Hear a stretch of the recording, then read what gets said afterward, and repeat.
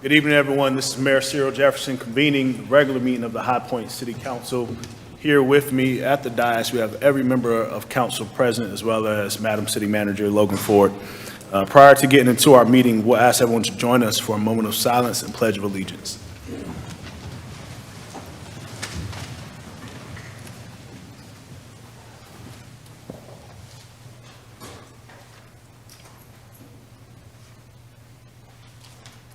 Amen.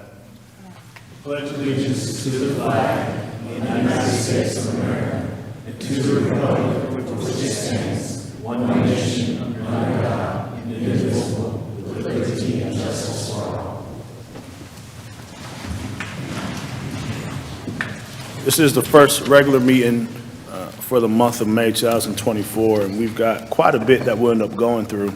But in order for us to get into discussion, we will adopt our agenda. For that, I'll ask if there is a motion from the dais to approve the agenda for this evening's meeting. Motion to approve. Motion made by Mayor Pro Tem Holmes. Is there a second? Second made by Councilmember Johnson. Any discussion on approving and adopting our agenda? All those in favor, please signify by saying aye. Aye. Any against? The ayes have it, and we have our agenda. For this evening's meeting, we are going to start with a number of recognitions and proclamations, and we'll ask you to join us as we celebrate a few of those folks who are involved. Those of you who have been following the city of High Point for the past year or so will know that we've been going through a comprehensive plan process, and the people who have worked with us on that have been so integral to all the discussions to ensure that our process has been a very productive one, a very inclusive one that's very forward-thinking, and we did not get there on our own. And so if you'll bear with us, we want to celebrate the incredible residents, business owners, stakeholders, believers. When I say believers, you believe in High Point. That's special. We want to bring those folks forward so we can recognize them. When I call your name, please come forward to receive a certificate. And also, wait up here, please, because we want to get a nice group picture. First, we have from the High Point Arts Council, Ali Arpesian. Is Ali with us? She's not going to make it. All right, Ali's not with us, but we thank her for her participation. From the Condon Family Foundation, we have the Reverend Dr. Joe Blosser. From Yalik's African American Art and Cultural Movement, we have Phyllis Bridges. From the Carolina Core Regional Economic Development Organization, we have Lauren Hill. From Guilford County Schools, Fairview Elementary School, we have Frederick Hoffman. From the Foundation for a Healthy High Point, we have Curtis Holloman. From Context Design Studio, Amanda Hufford. From Business High Point Chamber of Commerce, we have Quinice Huntley. They worked so hard on the plan, y'all. I swear, this is not the process. I promise you. Promise you. From, is it Cedia Systems Incorporated, Jaslyn Ibarra? I hope I said that correctly. From Oakdale Commercial Properties, we have Thomas Gerald. From Paddle South Brewing, we have Dave Neeson. From the West End Neighborhood Association, we have Alicia O'Brien. Alicia, yeah.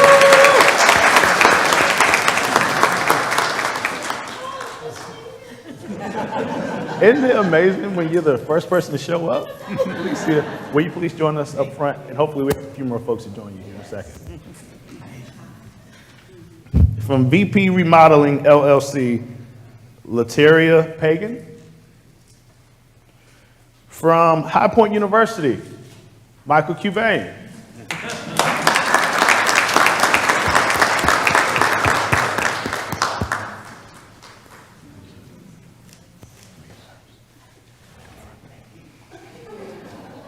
From 98 Asian Bistro, we have Miss Tu Sin.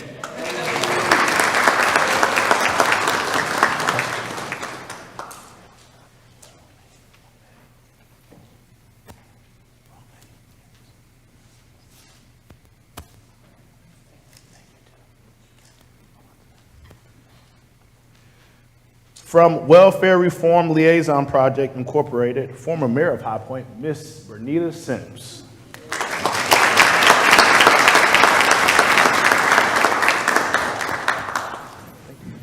Thank you. From Bar Spangle Design, we have Miss Christy Spangle.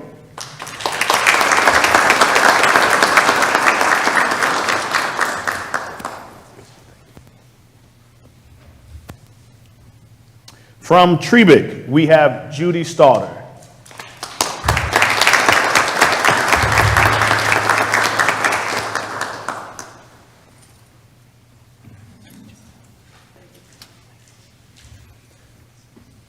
From Fox Rothschild LLP, we have Tom Terrell.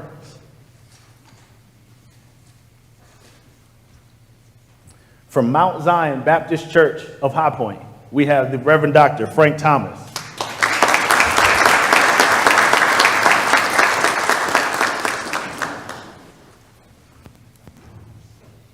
From Bethany Medical, we have Patrick Watterson.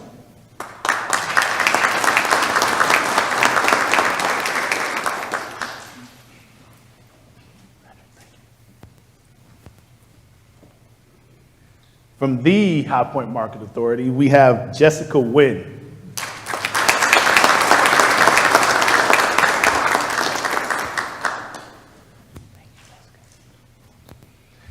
And from Allen Tate Realtors, Erica Yoakum.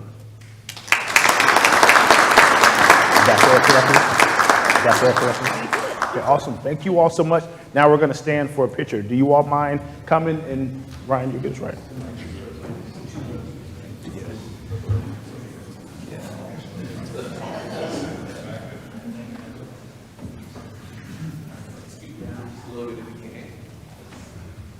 Do you mind sliding in a little bit more? Yeah,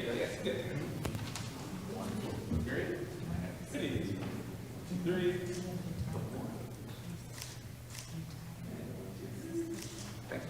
Can we please celebrate them one more time, please?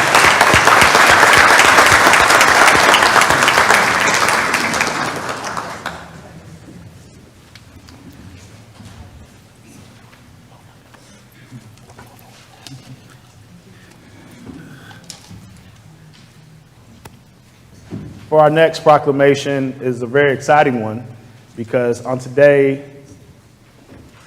we get to welcome a new team member to City Hall. And our city clerk, Sandra Keeney, has worked so hard for the past, I think, 2 years since you've been here, and you've been holding down the clerk's office by yourself for a number of months, but no longer, because we have the incomparable Allison Glenn joining us. Will you all please celebrate Allison Glenn on her first day? And I give this very special recognition, not only because it's her first day, but because our next proclamation recognizes Professional Municipal Clerks Week. Will you all please join me up front, actually?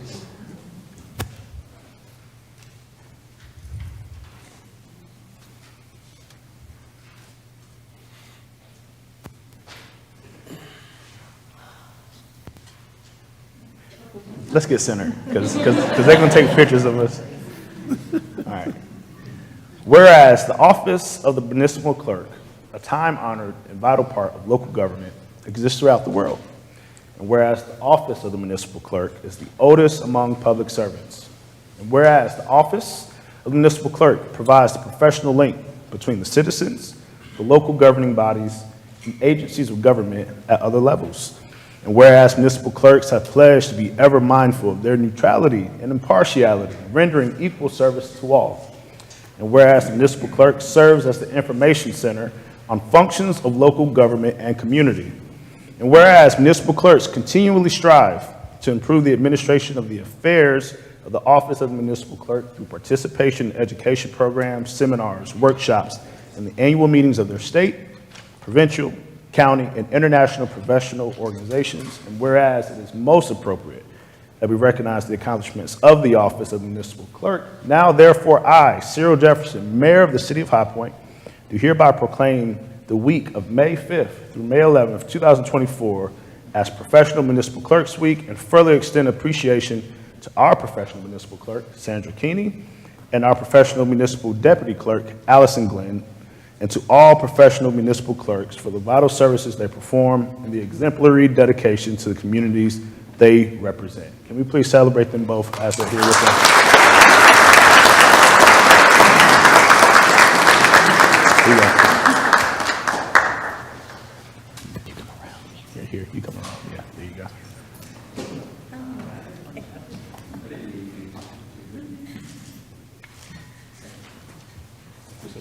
Yeah.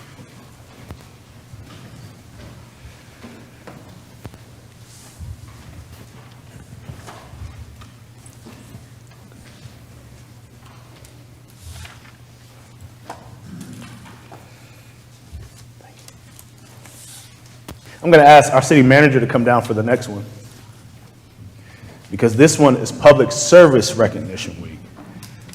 I think they do them all on the same week, so we be efficient and celebrate everyone at the same time. Whereas public employees are responsible for providing, planning, implementing, and responding to public service needs in our community, and all people benefit from the public service provided by dedicated public employees.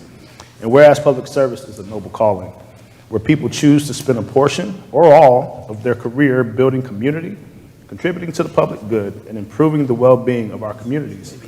And whereas for the last 3 years, the employees of the city endured the unprecedented challenges of the global pandemic and economic upheaval, manifested both at work and in community with health concerns, economic instability, family responsibilities, emotional labor, and workload burdens. Whereas public employees persevere to serve the residents of the city, often the same communities they are a part of, while exemplifying consistency, professionalism, and providing continuity of essential city services, all while caring for residents' needs in an unpredictable time. And whereas Public Service Recognition Week provides an opportunity to recognize the work and dedication of the people who choose to serve our communities.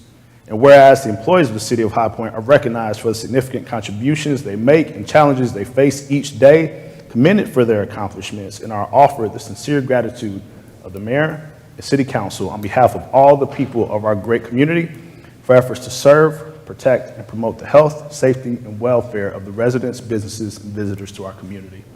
Therefore, be it resolved that I, Cyril Jefferson, Mayor of High Point, North Carolina, do hereby proclaim the week of May 6th through May 10th, 2024 as Public Service Recognition Week in the city of High Point, and encourage all High Point citizens to recognize and honor the contributions and dedication of government employees to our communities.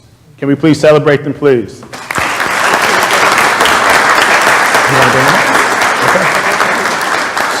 So Madam Manager has asked for My A-team. A-team who's here. If you're A-team, you know you're A-team. You don't have to be told you're That's any A-team. city employee that's in the audience. There you go. Any city employee in the audience, will you please come on up?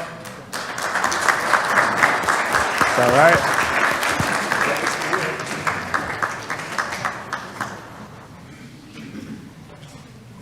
Even the part-timers?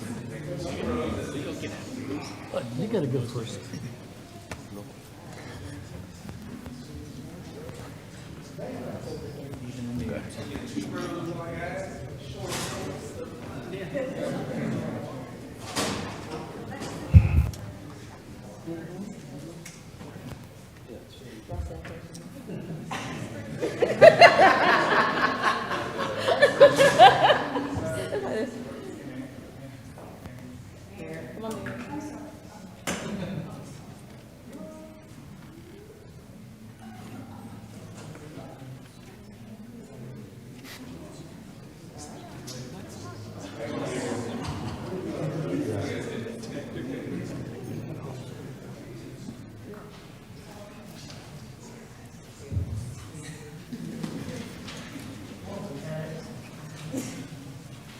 We need someone photogenic up here.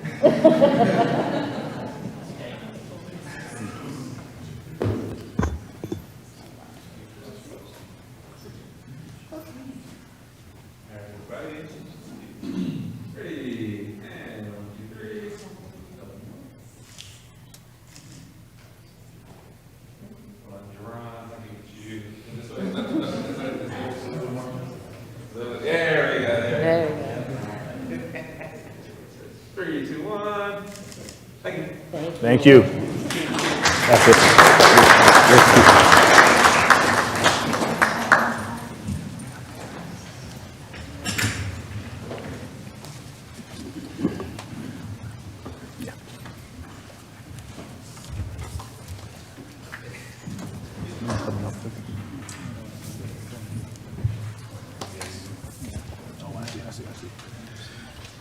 For our next proclamation, I'm going to invite up some members from our community. I'm going to read your name, and if you're with us, please join us up front. Eric Fouché from Mental Health Associates of the Triad, Blair Hedgecock from RHA, and Steve Hess from Family Services of the Piedmont.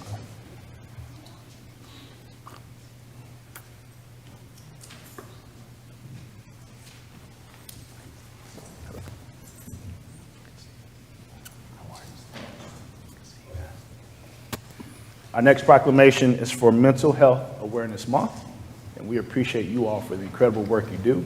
And here's our proclamation.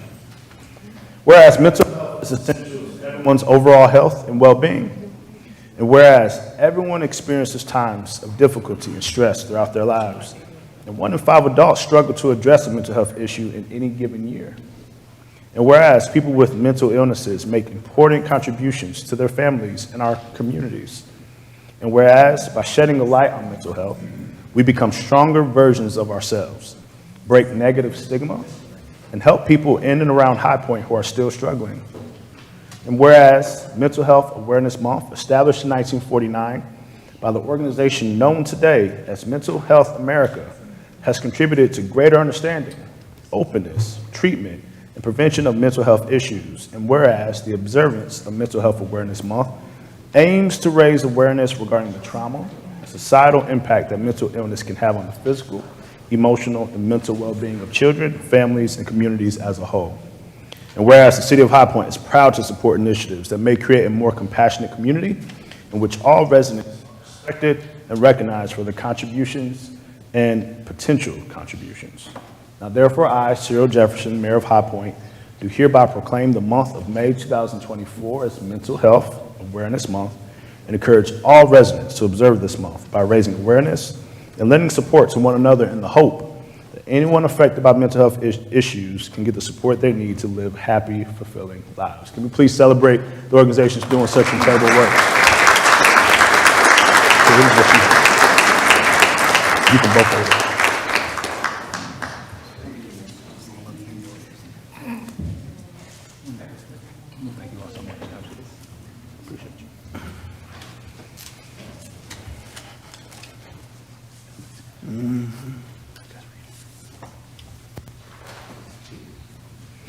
We don't have anyone to call up for this one, but a very important one nonetheless. This next proclamation is for Jewish American Heritage Month. Whereas ever since their first arrival to our shores in the 16th century, Jewish immigrants have played a central role in the creation, growth, freedom, prosperity, and strength of the United States of America. And whereas the biblical and contemporary history of the Jewish people and their enduring values of the Jewish faith were vital sources of inspiration for the founding of the United States, the Civil Rights Movement, America's global leadership in the cause of freedom, America's commitment to social justice, and many of our country's most central tenets. And whereas Jewish Americans have made significant contributions to the arts, entertainment, science and technology, government, business, culinary traditions, and other fields in the United States. And whereas Jewish Americans have played an important role in shaping American culture. And whereas for 43 years, every president of the United States has declared a period of time for celebrating the contributions to the United States of the Jewish community's history, heritage, and culture. And since 2006, the month of May has been presidentially declared to be Jewish American Heritage Month, pursuant to a bipartisan resolution of Congress. Now, therefore, be it resolved that I, Cyril Jefferson, Mayor of the City of High Point, North Carolina, do hereby declare and proclaim May 2024 as Jewish American Heritage Month, and call upon all our citizens to commemorate this occasion by appropriately celebrating the Jewish community's history, heritage, and culture. Can we please celebrate the moment? Thank you all.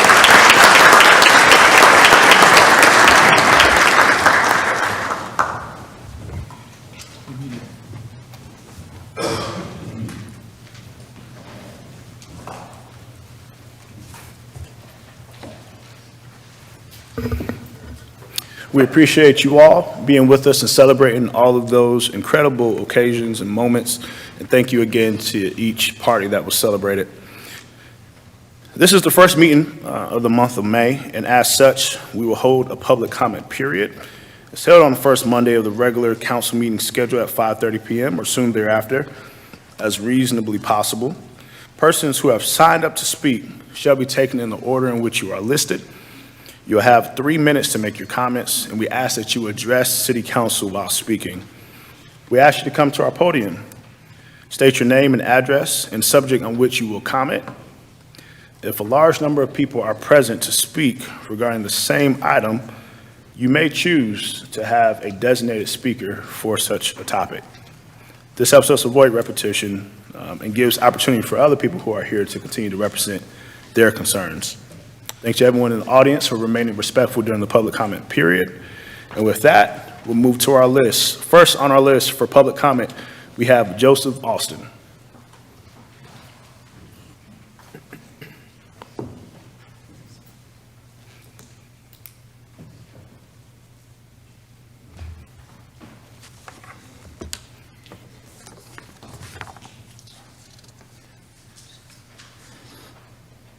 Mr. Mayor, council members, city staff, and members of the High Point community, I'm Joseph Austin. I live at 1713 Scarborough Road. I come before you this evening as a member of the Black Leadership Roundtable of High Point to speak about the arrest of Mr. Keith McLean on April 8th, allegedly for shoplifting from North Main Walmart. The Black Leadership Roundtable of High Point is a group of concerned citizens that provide oversight to issues affecting the African American community of our city, along with the greater High Point community as a whole. We are not an affiliate of a larger organization requiring consult, nor are we funded by any entity that could cause us to be guarded in any of our inquiries. Our group is comprised of members that are natives of High Point and myself, with me being here the shortest period of time, which is 45 years. The videos that surface recording the arrest of Mr. McLean are very disturbing. The optics of that incident sheds an extremely negative light on policing in High Point. After waiting several days for other organizations to speak out requesting answers, we felt that requests presented publicly were not strong enough and didn't seek resolution, but were more of a let's wait and see response. That prompted us to make a statement and request a meeting with city officials. Contextually, all law enforcement agencies are comprised of two basic tactical groups. One group's primary function is to utilize warrior tactics. They embody an aggressive or coercive approach. The other is guardian policing with the priorities of communication, procedural justice, and citizen safety. Both approaches are vital to maintaining a safe environment for the residents of their jurisdictions. In our opinion, based on the optics, the officers in this situation went in with the mindset of conquer instead of letting their engagement evolve as the incident unfolded. We expect our officers to be servants with a mentality to protect and skill set to lower the temperature in situations with citizens accused of breaking the law, instead of going in with the expectancy of volatility. During a meeting held with Mayor Jefferson, City Manager Ford, and Interim Police Chief Cheek, some very pointed questions were posed in light of the statement Interim Chief Cheek released publicly. We still feel that there are a number of unanswered questions remaining. However, we had some positive dialogue, and we came away from the table with takeaways agreed upon as immediate next steps. Okay. Now you. Thank you so much. The next person coming up will be Mrs. Austin. Mrs. Austin, if you want to continue where he left off. I would love to.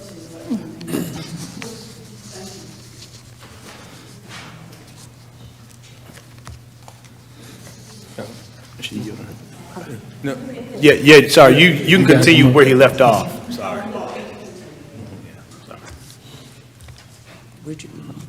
My name is Vicki Alston. I reside at 1713 Scarborough Road here in the city.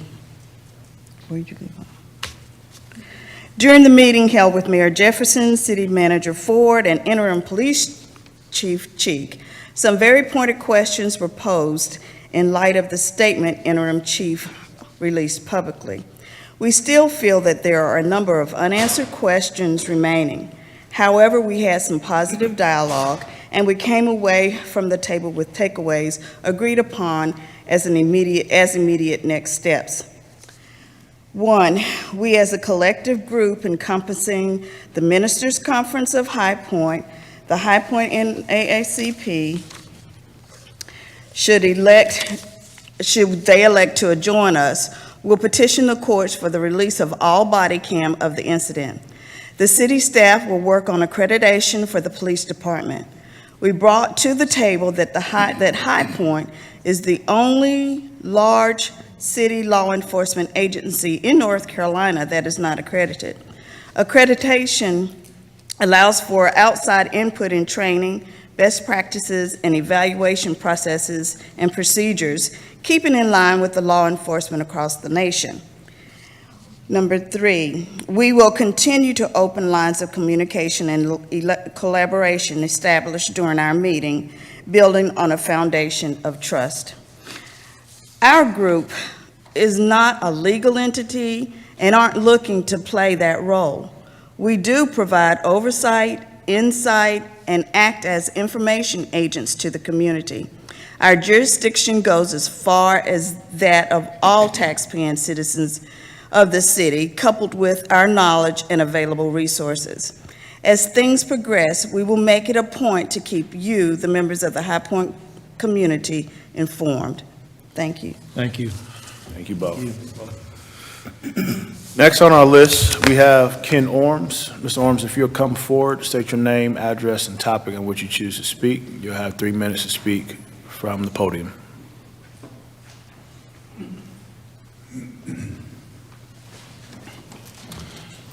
Good evening. My name is Ken Orms. I live at 3525 Sainsbury Lane. And as you review the 2024-25 budget, let me offer some ideas and comments for you to consider. These are important for new council members because you ran to change how the city is being run and you want to make a difference.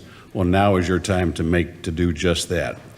You need to remember that taxpayers work long and hard to pay your taxes. You must spend that money as if it was your money and don't waste it. Be truthful about how much projects really cost. Here are some examples of the financial blunders the council has made and is planning to make in the future. You gave yourselves an 88% pay raise. Nobody deserves an 88% pay raise. Nobody. You should cancel that raise and increase your salary by the same percentage you give other city employees. You are not 88% more important or worthy than other city employees, so stop thinking and acting like you are. So far, you have not explained why a new city hall is needed. If the current city hall needs repairs, do they cost more than the $133 million you're going to spend on a new city hall? Did you even bother to see what repairs might cost before deciding you needed a new city hall? Probably not.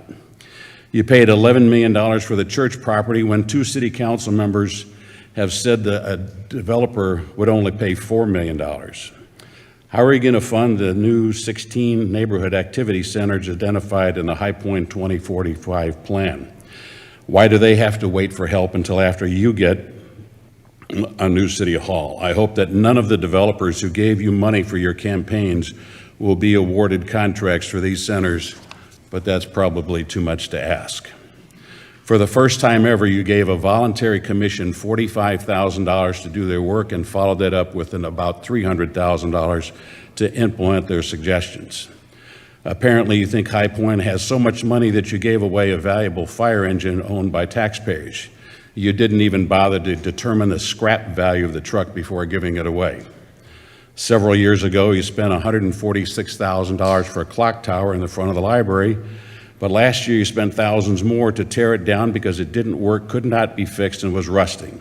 Then you contributed $150,000 more for the new Sensory Garden, and later tonight, you're gonna raise that amount from $150,000 to $205,000, partly because they forgot to include the key water feature, a fountain. You signed a not-to-exceed $18 million contract to build a new police station. Final cost was $27 million. You said the baseball stadium would cost $35 million. Final cost, $76 million and counting. Your consultant suggests a 10% increase in the mill rate for property taxes, and this is on top of the 30% increase last year, and taxpayers will have to pay even more when Guilford does their reassessment in a year or two. President Reagan said, most frightening words to hear is, I'm from the government, I'm here to help. Taxpayers know that's true. It's way past time for you to use the brains God gave you to do what is right for the people and Mr. Orms. who pay your salary, even if it is 88% more than you were worth. Thank you, Mr. Orms. Our next speaker listed is Gwendolyn Johnson Green. Dr. Johnson Green, if you'll please come forward, state your name for the record, as well as your address and topic in which you choose to speak. You have 3 minutes to speak from the podium.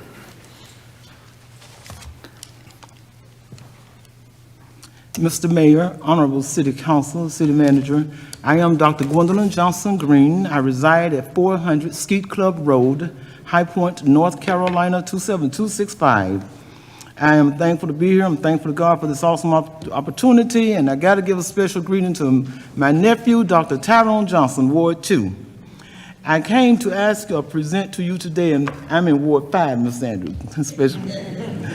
I came today to ask your support in another Partnering Summer Youth Program. I know it's a lot of years. Some people here would not remember the Model Cities program when I was a student in high school, and how much we were allowed to grow and develop careers even from high school up. And the city of High Point, I was at City Lake with some students, and some students saw the train running through with 1859 on it, high school students, and they want to know what was that number for. High school students who didn't know High Point was chartered May 26, 1859. I hope that's not a startling revelation for you. I am a retired educator, 43 years of service in this state. And we want to salute teachers this week. Thank a teacher if you can read anything. I have some handouts for you to take with you with some PowerPoints. We had partners. I worked at the Army Recruiting Office, the old post office building. I was a typist. I could type. As a result of that, I started my career as a typing teacher a lot of years ago. We had summer youth programs building social capital in the newspaper recently, the High Point Enterprise. You talked about engage, unite, include, vote, serve. All of that can be done through summer youth employment. We have to sow seeds, as Dr. Nito Cobain so well states, at the Nito Cobain Museum, which is an attraction that some of our children don't get to go to because they cannot afford it. We talk about affordable housing. You got to be able to afford to live first. The rent might be $10 a month, but if you don't earn any income, you can't even afford $10 a month rent. Local, statewide, national support, I commend you for our initiative with Washington, D.C. High Point was in the house. I appreciate that. And skill development, purchasing power. I used to love to say when we were seniors, I don't have the purchasing power. And they told us, get a job and you will have. You got to create generational wealth and defeat the zip code theory. I'm one of those children who, I'm the data that blew away the zip code theory from Onika Street on. And I'm thankful for people like you who invested in me. That's how it happened. We have to expose our students to valuable resources we have right here in High Point. So I implore you to employ our youth for the summer. I feel connected to each of you. I had some parts in your campaign. I followed you on the campaign trail, and I appreciate your leadership. We got to strive for perfection to reach excellence, survive, strive, and thrive, and our youth have to have you invest in them. Thank you. I would like to leave some handouts. If somebody I could give these to for you to give to every one of our, thank you, our city leaders. Thank you. Dr. Johnson Green, thank you so much. You are welcome. Our next speaker listed is Ms. Gail Simmons. Ms. Simmons, if you'd like to come forward, please state your name for the record as well as your address. You have Good 3 evening. minutes to address Gail Simmons, address 4414 James Ford Drive, Jamestown, North Carolina. Good evening, Mr. Mayor, City Council, and the City of High Point. You are invited, this is an invitation, you are invited by WIN, W-I-N, Women in the NAACP. You are invited to High Tea. Come join us. This committee will be honoring 4 outstanding women in High Point, and they are Southwest High School scholar, a senior, Carly Hairston, with a 4.0 GPA, retired community liaison from the High Point Police Department, Petula Sellers, attorney Tamika Goss, and Reverend Dr. Kia Hood Scott, who is a community activist as well as pastor. The title is Exceptional Women Who Make a Difference, and that's a difference in High Point, our community. As I said, it is high tea, so come dressed fashionably if you choose. The keynote speaker that day, which is May 11th, this coming Saturday, May 11th, the keynote speaker is Dr. Angie Williams McMichael. So come do some social networking, come out and watch our presentation of honorees, and also as we bestow the honor of Woman of the Year, a coronation. Come out, tickets are available. It's at the Golden Door, 2025 Brentwood Street here in High Point, as I said, Saturday, May 11th, from 11:30 a.m. to 1:30 p.m.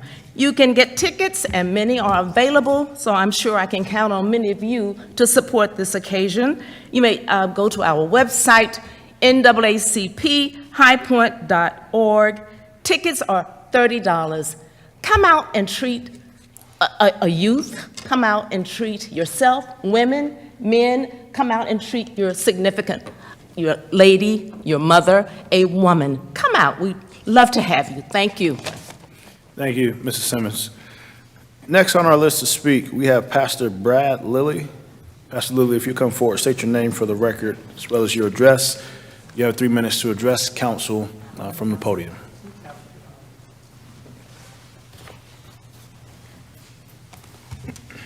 Good evening, Mr. Mayor, Madam City Manager, City Council. My name is Brad Lilly. I reside at 4309 Garden Club Street here in High Point. And today I stand before you to call for our mayor, local officials, law enforcement, and city manager to review and reform the use of force policies by the police department, to redefine public safety and to combat systemic racism within law enforcement. Last month on April the 8th, an arrest was made and a video was posted of our police officers using striking weapons in a manner that amounts to torture or ill treatment. We have a federal civil rights statute, Title 18, USC Section 242, deprivation of rights under color of law.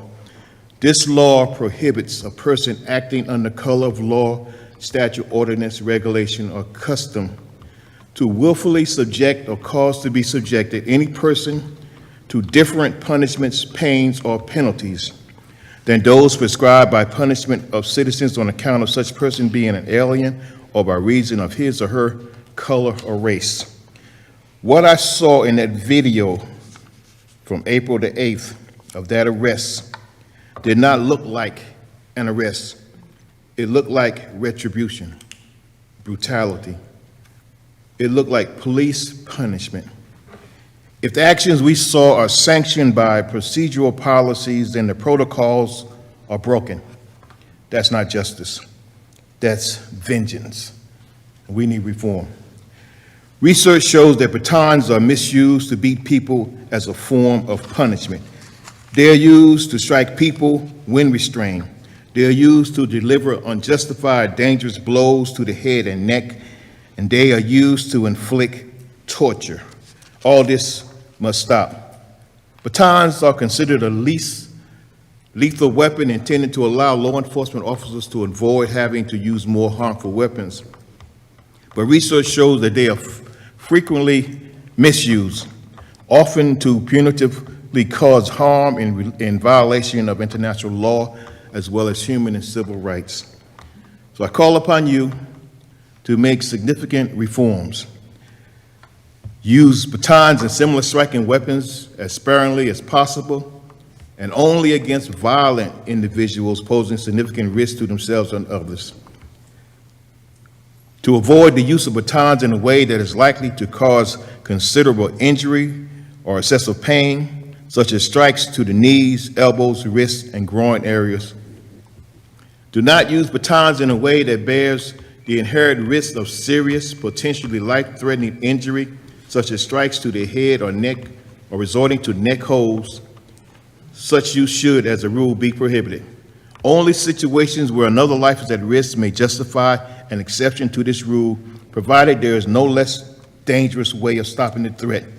Ensure that all incidents of human rights violations perpetrated by law enforcement agencies are thoroughly, effectively, independently investigated, and place in, Pastor Lilly, if you'll wrap up for us.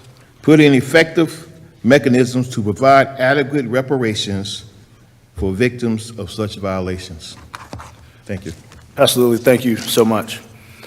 We have two names listed on our public comment. The matter speaking about says comprehensive plan. I see a Robin and a Jack. Am I correct to believe you all want to speak on the public hearing for that item? Okay, we'll save that. The public hearing is a little later in the agenda, so we'll save it for that piece. I see on our other document here, I see Dr. Hairston, and you mentioned the 4/8 incident. I assume you want to speak in public comment period. If that's so, will you please come forward, state your name and address for the record. You have 3 minutes to address council. Dr. Elmer Hairston, President, High Point NAACP, 3041 Renaissance Parkway, Jamestown, North Carolina. Mr. Mayor, Madam City Manager, City Council, and the City of High Point. Early this morning, I sent an outline outlining the meeting that we had on Friday. However, I met with the legal redress attorney in Winston-Salem today at the voter ID hearing, and he informed me that there is a process for the pathway to accepting, assessing the police cam. Obviously, you all know that there was a legislation and all of that that took place a year or so ago. That video must be, by law, asked for or requested by the family of the individual first. And when that family of the individual is there, they can make a video of the pieces that are relevant to the case. And after that period, there is a time period, and he'll let me know tomorrow what that time period is, then we can request by court order the video cam. Aside from continuing the investigation, what we can do to position ourselves in the future, we must consider some action steps. The first action step is to have Major Matt Truitt, he is our community resource officer, come to your church, nonprofit, business, community center, or other to explain levels of force. I'm talking about education for the sake of education, just so we know what that looks like. The other thing is, we as a community have the power to empower law enforcement to be effective and safe in their interactions with us. You cannot handle anything on the side of the street. You cannot be judge and jury on the side of the street. We must have compliance to be able to tell our story. That's the first thing. Now, if we are dealing with an incident, dealing with mental health, we must put in place the infrastructure so that we can have mental health people to be on the spot, because law enforcement isn't mental health counselors. Lastly, upon gathering all the additional facts, we will call a press conference and state our position and make our recommendations. We must work very deliberately, we must work very strategically, and be very mindful of what is going to happen in the future to keep things like this from happening in the future. Yes, this happened, and we must work toward making this better for all of us. High Point is actually in a pretty good place because communication is actually taking place. Proactive measures are being considered. As indicated, I don't know if y'all saw the article in the New York Times just recently that talked about High Point. I'll be sending that out tomorrow. High Point is on the radar for a lot of places across this country. And let's continue to work together to make High Point a model city so that other places look to us as to how to handle these kinds of issues. Thank you. Dr. Harrison, thank you so much.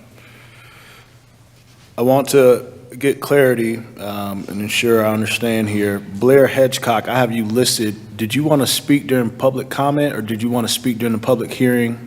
She left. She left, okay. I figured she was here for the photo.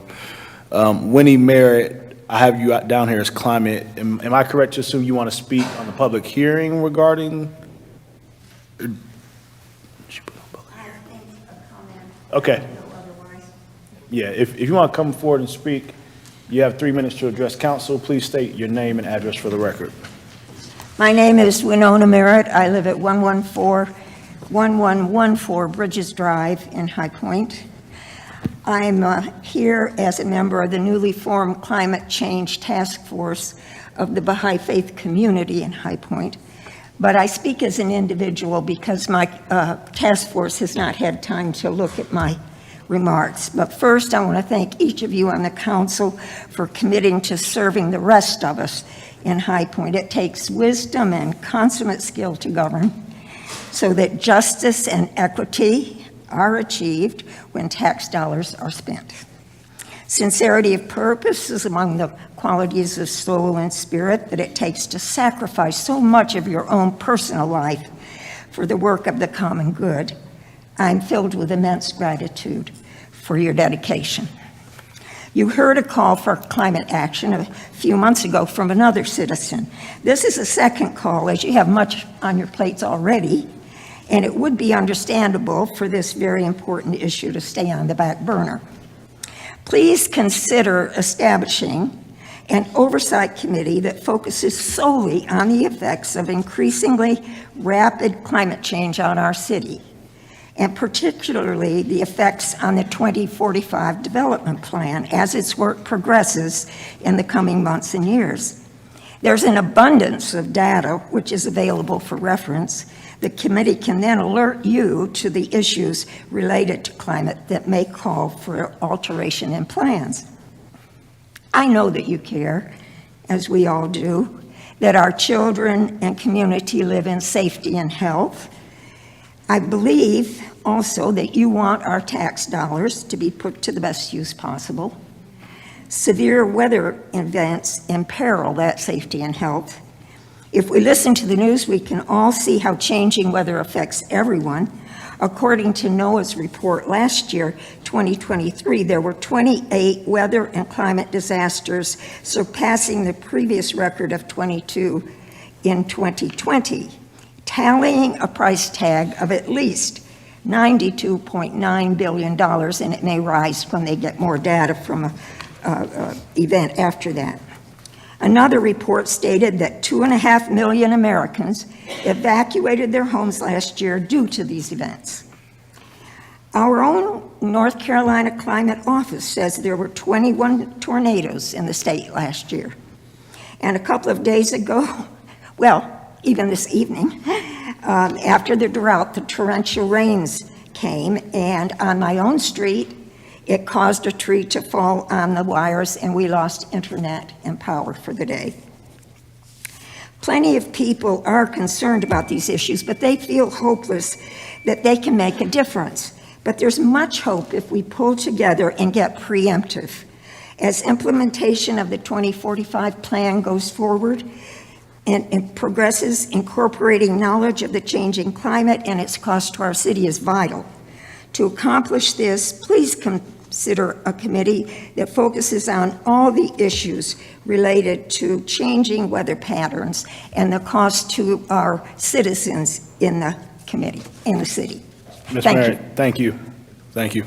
Are there any other members of the public who did not get a chance to sign up and wish to come forward to speak for public comment period? If so, please come forward now. State your name and address for the record. You have 3 minutes to address council. And to be clear, this is not for any public hearing item. We'll have 2 public hearing items later pertaining to solid waste as well as the 2045 plan. Good afternoon. My name is Anka Mataki. I'm the board president of the YWCA in High Point, located at 155 West Westwood.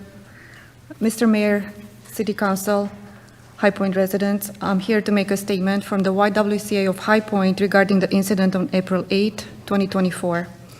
The YWCA of High Point is deeply committed to upholding the highest standards of professionalism and humanity in law enforcement and community relations. We echo the sentiment expressed by the NAACP and reaffirm our dedication to fostering a safe and equitable environment for all residents in High Point. Regarding the incident that occurred in April 8, 2024, we are confident that the investigation will be conducted with diligence and transparency, ultimately leading to a resolution. It is imperative that all individuals involved, whether they are members of the High Point Police Department or otherwise, are held accountable for their actions. As a city and a collective of organizations, we are actively working towards providing equitable opportunities for all residents. We believe that by fostering inclusivity and understanding, we can create a community where everyone feels valued and respected. Despite the challenges we may face, we remain optimistic about the progress being made in improving race relations within our community. Together, we are moving towards a future where unity and mutual respect prevail. Thank you. Thank you so much. Are there any other members of the public who wish to come forward and speak during public comment period? If so, please come forward, state your name and address for the record. You have 3 minutes.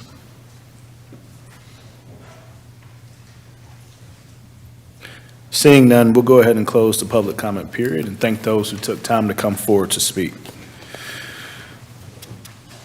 We will transition to the consent portion of our meeting. Council has the packets in front of them, and members of the public have had the agenda made available to them as well. At this time, we'll entertain a motion to approve our consent agenda items. So moved. Second. Thank you. Motion made by Councilmember Moore, seconded by Mayor Pro Tem Holmes. Is there a discussion on the motion to approve our consent agenda items? Hearing none, all those in favor, please signify by saying aye. Aye. Any against? The ayes have it, and that motion passes. Next, moving to our general business portion of the agenda. Item 2024-119 is a public hearing and consideration of an ordinance amending and restating the solid waste franchise of the High Point landfill. With that, we'll recognize Mr. Robbie Stone, our Director of Public Services. This is a public hearing, and so, Mr. Stone, prior to your speaking, I'll go ahead and open the public hearing. Thank you. Thank you, Mayor, Council, and Madam Manager. Just wanted to bring this forth to you tonight. This is to hold a public hearing for to consider an ordinance amending and restating the solid waste franchise of Waste Industries High Point, LLC. This will be the first reading of the proposed ordinance. We will have a second reading at the May 20th council meeting as well. This is a solid waste franchise was issued to MRR of High Point in December of 2001. Since that time, there's been some changes in ownership. There's also been changes of the waste characterization and the waste that's been being delivered to the site.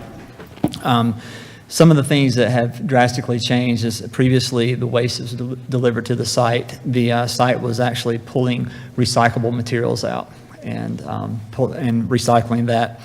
And then over time, contractors have just become more wise and are more cognizant of what they're wasting, and so they're taking those recyclable materials out themselves and recycling those. So some of the items that are in this franchise agreement and an ordinance here is to increase the tonnage that can be delivered to this facility to each day up to 700 tons per day. This would provide a maximum cap for the facility there in bullet number 2.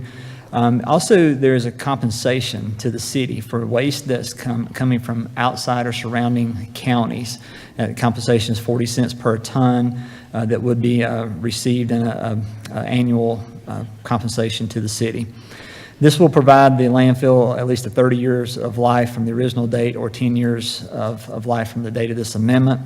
And Waste Industries also, within this agreement, proposes to endeavor to reclaim any materials available to continue that recycling effort as well. There are no budget impacts anticipated with this. And following this public hearing and the second reading, the City Council is requested to approve adoption of this ordinance amending and restating the solid waste franchise for Waste Industries of High Point LLC, and to authorize the appropriate city officials to execute any necessary documents. We do have with us tonight folks from Waste Industries, their consultant and legal representation, if you would like to ask any specific questions of them as well. Thank you, Mr. Stone. Are there any questions from council for city staff or for the consultants?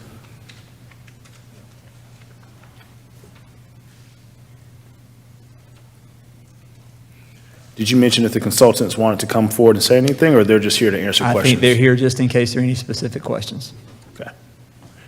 If there are no questions, I'll make a note here that this is not a place where we're taking action. We actually have to have a second reading of this item. And the public hearing is open, so if anyone from the public wants to come forward and speak on this item, I do have listed here, is it Isabel Maddox? I'm here on behalf of GFL, but the landfill. Okay. And I'm willing to answer your questions, but I don't have to speak. Answers. Thank you so much. Are there any other members of the public who wish to speak on this public hearing item? Seeing none, I'll go ahead and close the public hearing, and we'll note that we will hear this again in our second reading. That's correct. We'll have another public hearing and the opportunity to take action. Okay, thank you. Correction, there won't be another public hearing. There will just be a second reading. Thank you so much. We'll transition to agenda item 2024-146. This is a public hearing on the High Point 2045 Comprehensive Plan. City Council is requested to conduct a public hearing to consider adopting the High Point 2045 Comprehensive Plan. With that, I'll go ahead and open our public hearing and call on Ms. Heidi Galante to come forward and make a presentation. Thank you, Mayor and Council. I am Heidi Galante, Project Manager with the Planning and Development Department. It is with great pleasure that we present the public hearing draft of the High Point 2045 Comprehensive Plan for your consideration and adoption. In your packet, you have a copy of the staff report, a resolution, and a full draft of the plan. The Planning and Zoning Commission met on March 26, held a public hearing, and recommended approval by a vote of 9-0. Here with me today are our consultants, Matt Ingalls, Thomas Eddington, and Larry Weston of Weston Consulting, and Matt and Thomas are from CZB. We have staff members Andy Piper and Sushil Nepal here to answer any questions that you may have. But I am going to turn it over to Matt, and he is going to do a presentation of the plan for you. And if you have any questions, we'll be here to answer them. Thank you so much. Great. Thank you, Heidi. Thank you, Mayor Jefferson, council members. I'm absolutely thrilled to be here. This has been an exciting last 15 months. And I think it's my 7th time before you throughout the process. So some of what you're going to see tonight is certainly not going to be new. Most of it you've seen every step of the way. So approximately 18 months ago, I visited High Point for the first time and was intrigued. And when we found out we had the opportunity to work with the community to develop what really ends up being the first comprehensive plan for the city, we were thrilled. But as we move into every new community, and as you can imagine, we develop comprehensive plans all over the country for all different types of communities. We were excited but curious to know what the High Point community would come up with. Because when we come into a community, we come in to help the community become the best version of themselves. That's kind of part of what we do, and we set up a process to suss those important things out from the community. And we write a plan around that based on best practices and our expertise. And it's an iterative process, back and forth as we move through the process. And in fact, we had a steering committee member, which was one of the best compliments that we as consultants can receive at the last meeting, said, you know, this is one of the planning processes that I've most been proud of to put my name on it, because we actually see our comments, our discussions, those types of things in the document. So as a consulting team, that makes us thrilled. We feel like this is a great plan. We're happy to be in front of you and present it to you. And if you have any questions at the end, we're more than happy to answer them. So with that, and also, Mayor, I had my game socks on. Good man. Ready to go. So as Heidi mentioned, we have really a team effort. We have the consultant team on the right and the High Point staff on the left there, and really working as a team in a collaborative process through to facilitate the comprehensive plan process. And as you mentioned and recognized early on, the 23-member steering committee of residents and business owners and civic leaders that we work closely with throughout the process and met 6 or 7 times throughout the process, along with updates with Planning and Zoning Commission and 11 open houses and a number of other engagements throughout the process. So in addition to a typical document that you'll see on the left, which we're referring to as a magazine, we're also going to be launching an e-plan website, which will be an online version of the plan. So in today's day and age, a lot of people prefer to go online and find out the information, and these things are going to be complementary to one another. And they basically provide the opportunity for everyone, whether you want a print version or an online version, to get that plan and be able to search it and go to the sections that you're most interested in. So as we get into the comprehensive plan, there are 4 sections of the plan. The first one is an introduction, which is really just provides the baseline information. As I mentioned, this was a 15-month process that we kicked off in January of 2023, centered around 3 phases: the analysis and key identification phase, and then we moved into the vision, values, principles, and priorities, which was really an intense engagement phase. And then last fall, we moved into rolling up our sleeves and developing the plan document, and it was back and forth, and then we had the pleasure of presenting that unveiling to the public in February, which we had more than 200 people in attendance between in-person and online, which was really unprecedented. It was a fantastic event. So here we are today in May. The engagement process was really centered around what we refer to as a high-tech, high-touch approach. We have a combination of online activities as well as in-person events. It started with kitchen table conversations, where we asked each of the committee members to go out and meet with, anywhere from 10 to 15 of their fellow residents, whether it's around a backyard barbecue, a dinner, glass of wine, a cup of coffee, and we posed certain questions to them, and they went out and had these discussions, and then each member brought those discussions back to the larger group so we could actually have a larger discussion. Enabled us to engage another few hundred people that wouldn't maybe necessarily be involved in more of an intimate sit-down kind of conversations. We had online surveys. As I mentioned, I think we had 10 or 11 open houses throughout the process, and then also we had online feedback available 24/7 throughout the 15 months. The community voices we like to recognize and sprinkle key quotes and pull quotes from folks that had shared things at open houses and online surveys. You'll see those sprinkled throughout the plan in some places, and then certainly down at the end of it, we have a whole spread of those things. But you can see by the numbers there, some impressive numbers. The staff did a wonderful job of getting the word out. The communications did a wonderful job with social media and pushing that out. And so we were really happy with the engagements that we were able to receive throughout the process.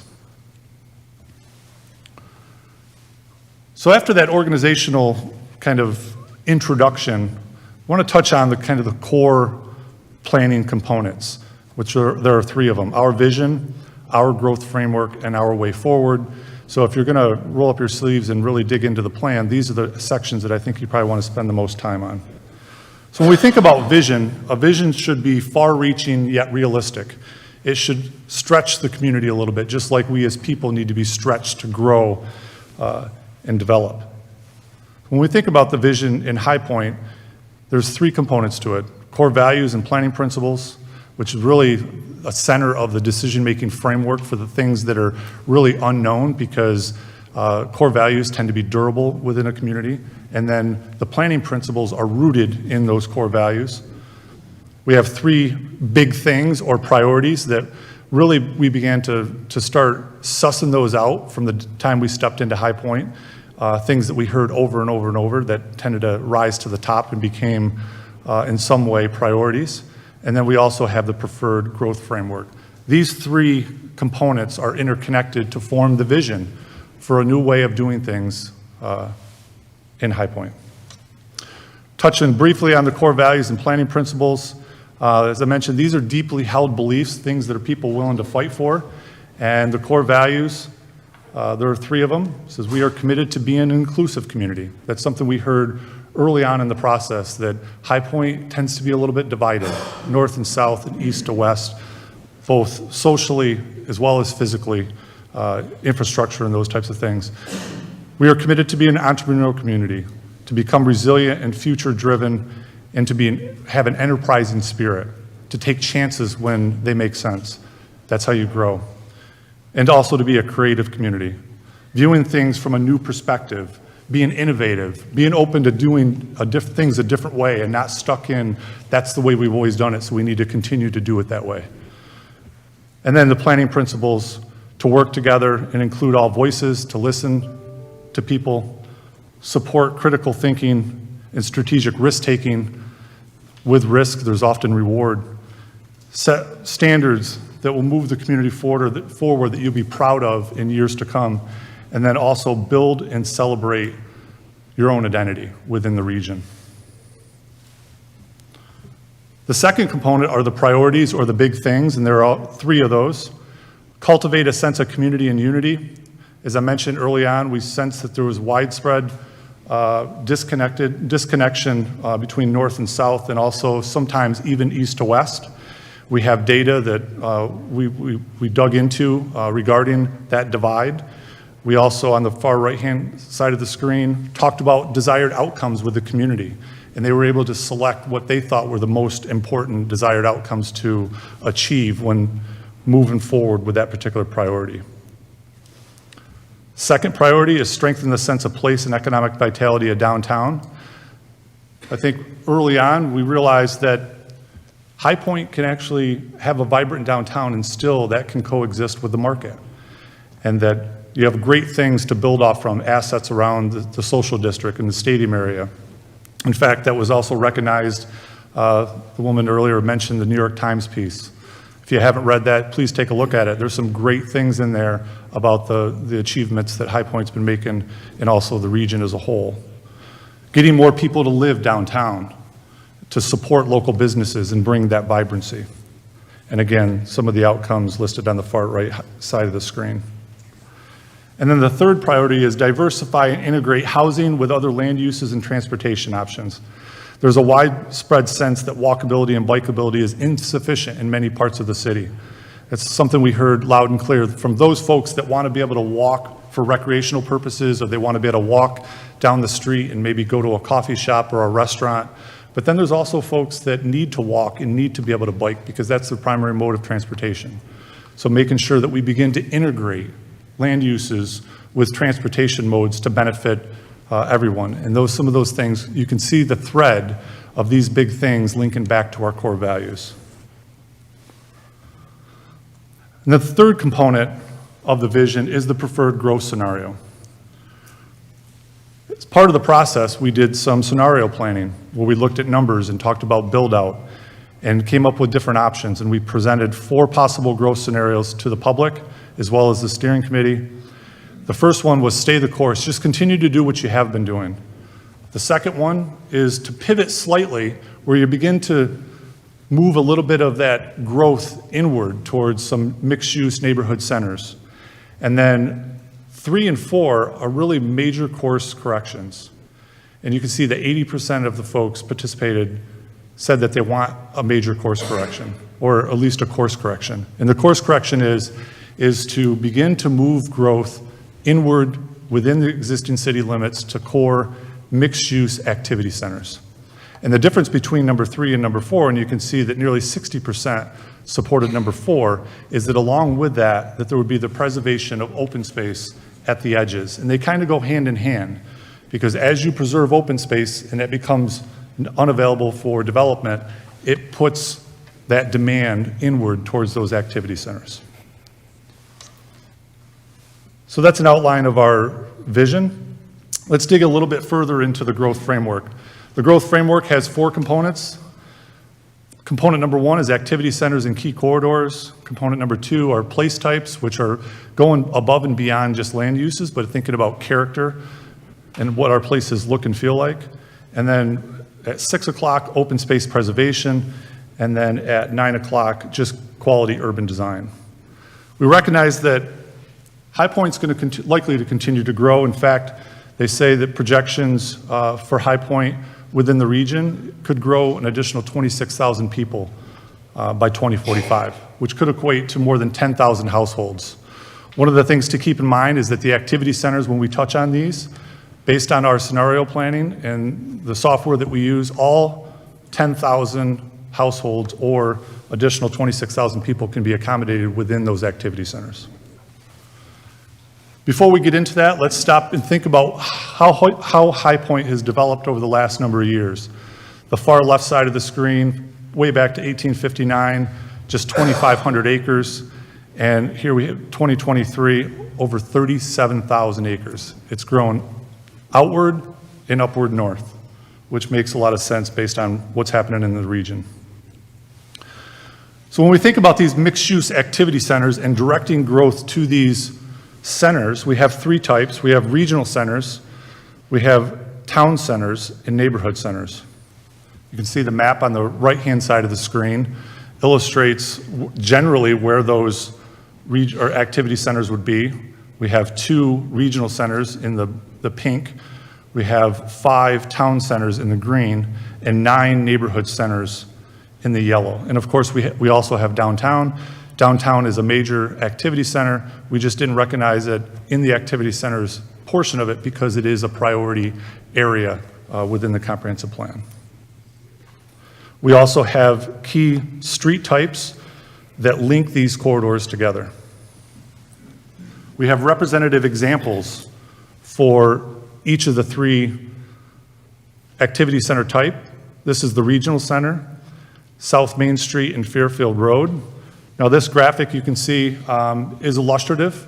It could be drawn 1,000 different ways. I think the important part here to take away are the call-outs that are part of this, this graphic. So you can see the existing conditions at the bottom, and this is just one portion, a snapshot of this particular activity center. These regional activity centers generally exceed 100 acres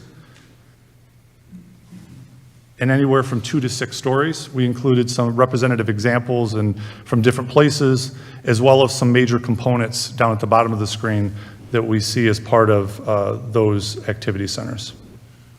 We had a representative example of the town center concept. In this case, it's the southwest area. Again, 1,000 different ways you could draw this up, but a lot of the different components are just very, very similar.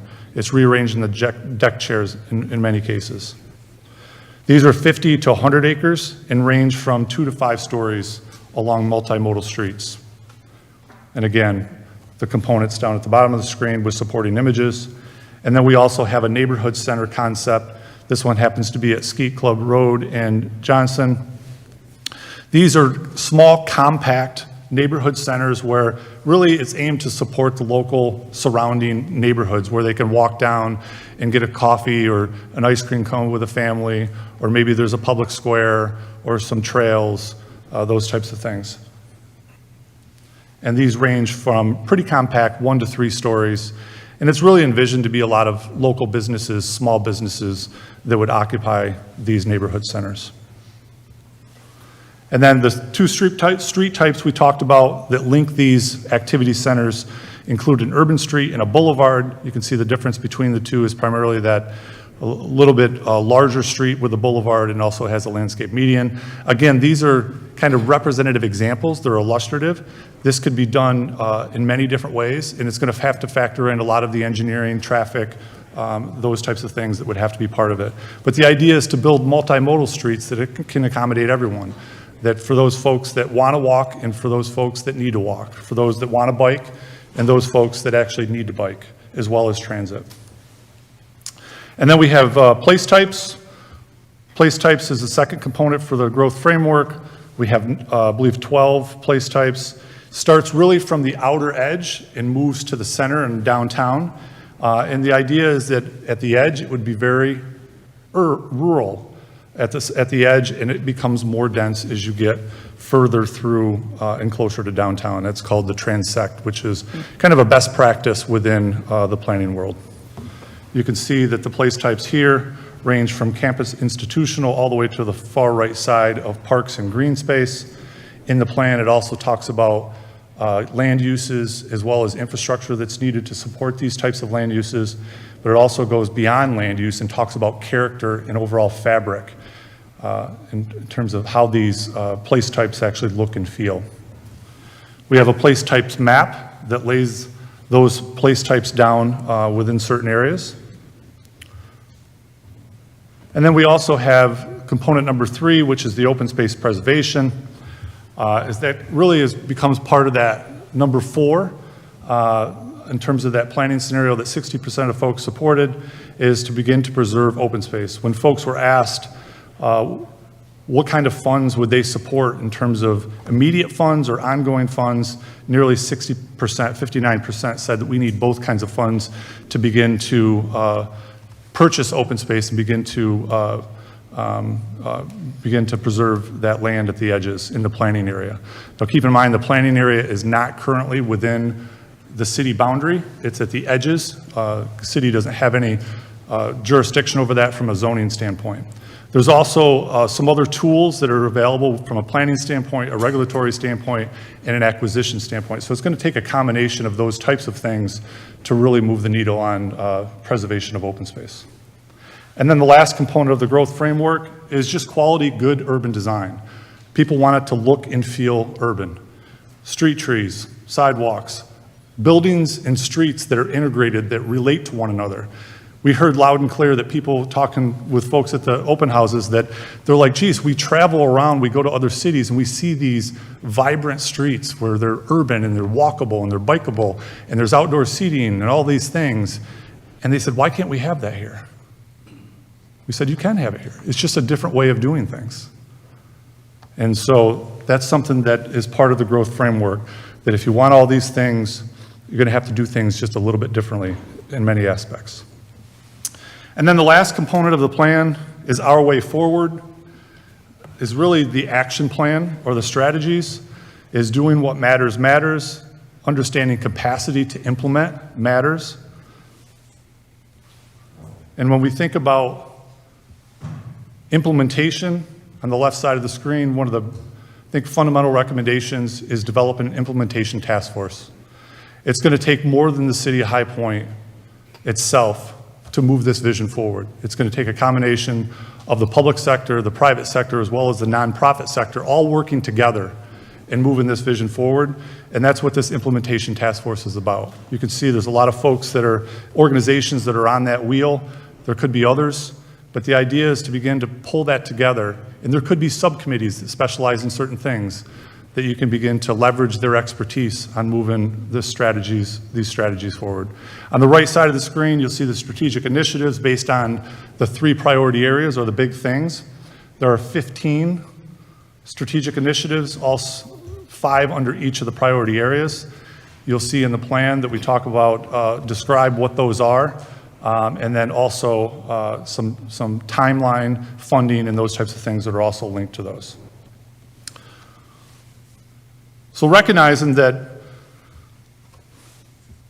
this plan is not the perfect plan. We create plans, like I said, all over the country. I've been doing this for 25 years. You can never create the perfect plan. It's not going to be the one bite at the apple. It's creating a plan that is representative of the community, that's ambitious, it's far-reaching, but realistic. Are things going to be challenging? Absolutely. Are things going to, or is it going to require a different way of doing things at times? Absolutely. But we heard that from the very beginning, that people were willing to do that because they have this vision and they're willing to be entrepreneurial. They're willing to be creative. They're willing to be inclusive. It became part of the core values. So with that, we'll open it up to any questions, but hopefully after the adoption of the High Point 2045 Comprehensive Plan, the next step would be create the task force and start implementation. So one thing, last thing to keep in mind, that this is not a regulatory document. It's a high-level planning document. There's a lot of things to happen after this that require regulations, and then there's a whole nother process as part of that.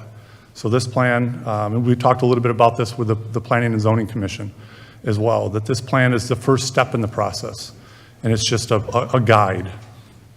So with that, I'll open up to any questions you folks might have. Matt, thank you so much. Absolutely. Are there any questions for staff or for CZB from council? No, just a comment, Mr. Mayor. I think this was a fantastic effort. I think this showed the strength of the collaboration of our community. I think this showed the boldness that lies within our community and the creativeness that we've been long trying to tap. And so really pleased with the outcome and look forward to, the implementation. Great, yeah. Yeah, I agree. One thing I'll add in terms of that New York Times article, it's really, it talks about not only some of the things that High Point has done recently, but just the potential in the future for the Triad region and High Point specifically. And I think this plan does a really good job, the community's plan, of that vision for that future. I also just wanted to make a quick comment. This is Councilwoman Cook.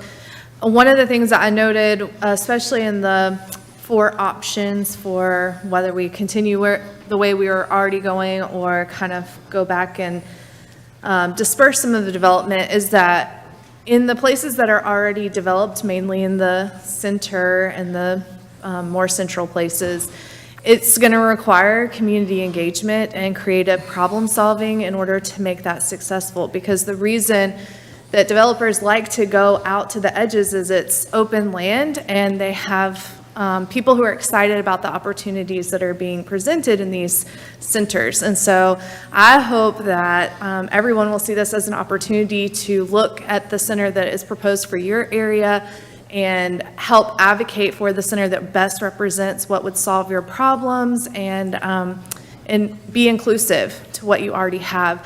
I certainly want to avoid as much of a gentrification conversation as we can through this process, and I think that proactively looking at your own neighborhood and coming with those ideas throughout this process, and whether you're one of those organizations on the wheel or not, I would be open to listening to that and advocating for each neighborhood for what they hope to see for themselves. Great. I have a question. Do you have any examples, or I guess good or bad, of other implementation task forces that cities have done that we could talk to and learn how they did it and how well they did it and the mistakes they made and all that sort of stuff? It'd be helpful to know how other people have, Yeah, we can absolutely provide those. I can tap the rest of the team at CZB. There's a lot of different versions of it, and that's why you'll see in the plan that we don't go into the specifics, because there is not a one-size-fits-all.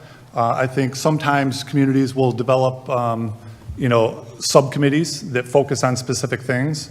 Other times they might tap certain people from the pool of the task force to tackle certain issues that may be sometimes temporary. So there's a few different ways, but we can certainly provide some examples of other places that have done similar things. All right, well, thank you. Yep. Are there any other questions from council for staff or CZB Consulting? Thank you so much. Thank you, Mayor. We do have a few folks who have signed up to speak for the public hearing, and I'll call you in the order in which you're listed. First, we have Robin Davis. Robin, if you come forward to speak and address council on any concerns or questions that you have regarding this item.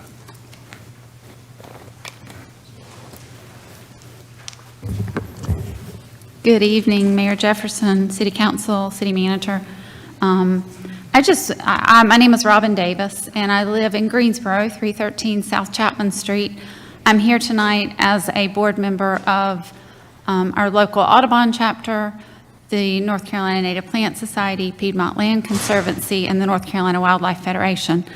And I have followed this plan with great interest, even living in Greensboro over the last 15 months, and I just am so excited for High Point. It's incredible. It's really just been amazing to watch CZB conduct these kitchen table meetings and to be part of the conversation and to imagine what this could look like when it lays out. So I'm just excited. I just wanted to say that I'm particularly excited about the idea of just a course correction and rethinking how we develop.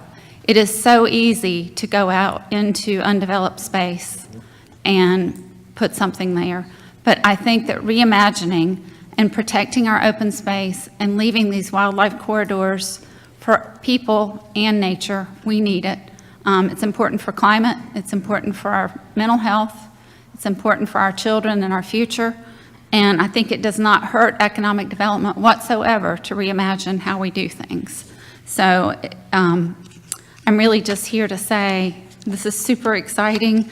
I have lots and lots of notes, but the gist is, let's do it. Thank you so much.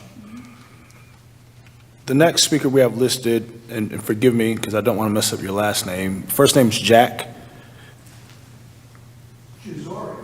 Jazoric. Jack, thank you so much. If you'll come forward and speak and address council on this item, please say. Jack Jazoric. Was that okay? All right, thank you. Thank you, Mayor Jefferson, council manager. I did not come here tonight intending to speak, just to learn, but couldn't help myself, I guess. I live at 1488 Kenmare Court at Pennyburn in High Point. Been there about 6 years, so I've sort of migrated south from Greensboro to High Point. Glad to be here. So I'm speaking for myself tonight, as well as a member of the T. Gilbert Pearson Audubon Society. I've been following this planning process also from pretty much the start and have come to several of the meetings here in this building. Really impressed with CZB and the work that they've done and with this plan. In Greensboro, I've seen some other 20-year plans constructed and put on the top shelf and gather a lot of dust. And I hope and pray that that won't be the case here. I think it won't because you're all engaged with this. So I'm a member of Audubon. It probably conjures up birds to everybody. But we're a broad-based conservation group, National Audubon Society, the local chapter. We're interested in nature all the way, birds, bees, butterflies, frogs, salamanders, the whole thing, nature. But remember, we're all part of nature. We can't get away from it. I should say that our organization here, the local chapter, has about 800 members. About 25% of them are from High Point. So, nature. You may be following the news. We heard a little bit about climate change. The web of life. We're all part of it, and it has become frayed and fractured of late. We're all responsible for doing that, and therefore we're responsible for fixing it. You can go to the younger generation, but let's start them on their way. I think this plan, especially its importance that it gives to open space preservation, the use of street trees and park trees and so forth, all of those things will help repair some of those strands of the web of life. It's an opportunity. This plan is an opportunity. It's the best I've seen to do that. And so I'll remain engaged. My organization will remain engaged. I, as a High Point resident, will remain engaged. And I'm just really excited about it. Looking forward to moving forward as the weeks and months go on with this plan. So definitely a supporter of it. Thanks so much. Thank you so much.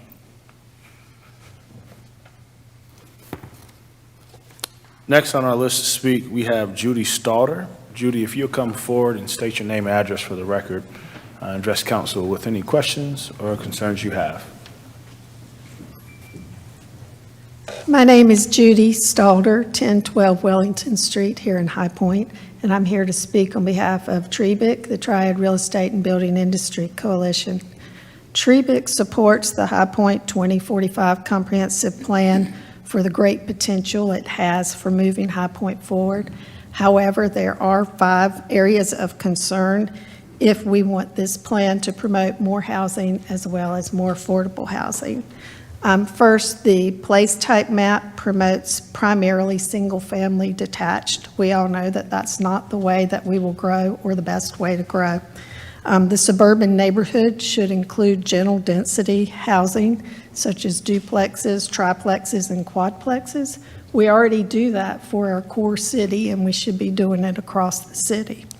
The urban neighborhood should include higher densities, which are typical in urban areas, the ones I just mentioned, plus multifamily housing. And the suburban edge rural place type has no place in an urban area. It just promotes sprawl. Houses with big yards spread out the distances driven for work and play. They burn more gas. Getting where you want to be, it requires less walking, as well as converting farmland into subdivisions. Research by the American Farmland Trust predicts the loss of over 1 million acres of North Carolina farmland to subdivisions if current trends continue. Recognizing this fact, in the rewrite of the High Point Development Ordinance, we eliminated large lot subdivisions and rural zoning districts because those districts are only necessary when you do not have public water and sewer. These kinds of subdivisions are a burden on the tax base, requiring longer runs of infrastructure for fewer houses, and consequently a negative return on investment for the city. Downzoning property for large lot subdivisions is not an effective way to preserve open space. This plan suggests that it is. For all the reasons I just mentioned, preserving open space will not be achieved by promoting large lot subdivisions. The lots are going to be private property, not open space, so they're not preserved for wildlife or people. The third area of concern is parking. Parking occupies an excessive amount of land in urban areas, contributing to the lack of open space, heat island effects, stormwater, flooding, light pollution, and increased impervious surface in watershed protective areas. Suggesting specific requirements within this plan, like side and rear lot parking, are detrimental to the plan. Instead, there should be a guiding statement of policy that says parking regulations will be more efficient and reflect more modern ideas to reduce costs and environmental impacts. The parking ordinances can be rewritten and should be rewritten, but they can be done separate from a policy or guideline plan. Fourth area of concerns is the requirement for sidewalks mentioned in the plan a couple of times. Sidewalks are a desirable amenity, and our ordinance requires sidewalks on almost every street, on both sides of almost every street in High Point, except new local streets. Requiring sidewalks on both sides of new local streets will increase the cost of each new home by close to $2,000. The National Association of Home Builders study shows that for every increase of $1,000, nearly 1,000 people in the Triad area are priced out of a mortgage for a new home. By offering incentives instead of requiring these sidewalks, the quality of neighborhoods can be improved without unnecessarily increasing the cost of housing. And the fifth area of concern is the requirement for inclusionary zoning. Inclusionary zoning is usually only successful in areas where there is a higher than average income and less land available for development. That doesn't describe High Point right now. But inclusionary zoning programs are possible. They do limit the equity that a homeowner can achieve, thus negating the wealth building idea of owning a home. And for renters, they may stay in a home longer than is suitable or feasible for them, which ties up the affordable units for other families. inclusionary zoning programs contribute to affordability problems for other homeowners by increasing the fair market rate of other housing in order to subsidize the lower rate housing. But there are developers that are interested in the concept of inclusionary zoning, and they do work in this area. If incentives are available, I think you could have inclusionary zoning, but I think that having it as a requirement is going to dissuade developers. In summary, the High Point 2045 Comprehensive Plan should expand the primary uses in suburban and urban neighborhoods to develop affordable and diverse housing and eliminate the suburban edge rural place type. Should recognize that large lot subdivisions are not a tool to preserve open space. Should recognize that parking regulations need to be reviewed and rewritten, but not suggest typical parking scenarios. Should also recognize that incentives for amenities such as sidewalks and inclusionary zoning can increase the quality of life in High Point without unnecessarily increasing the cost of housing. By using this plan as guidance and policy, rather than trying to write regulation, the plan will be more effective and more likely to be embraced by the economic developers and the builders who will help achieve this vision for High Point. Will you say that last sentence again? By using the plan as guidance and policy, rather than trying to write in regulation, the plan will be more effective and more likely to be embraced by developers and builders.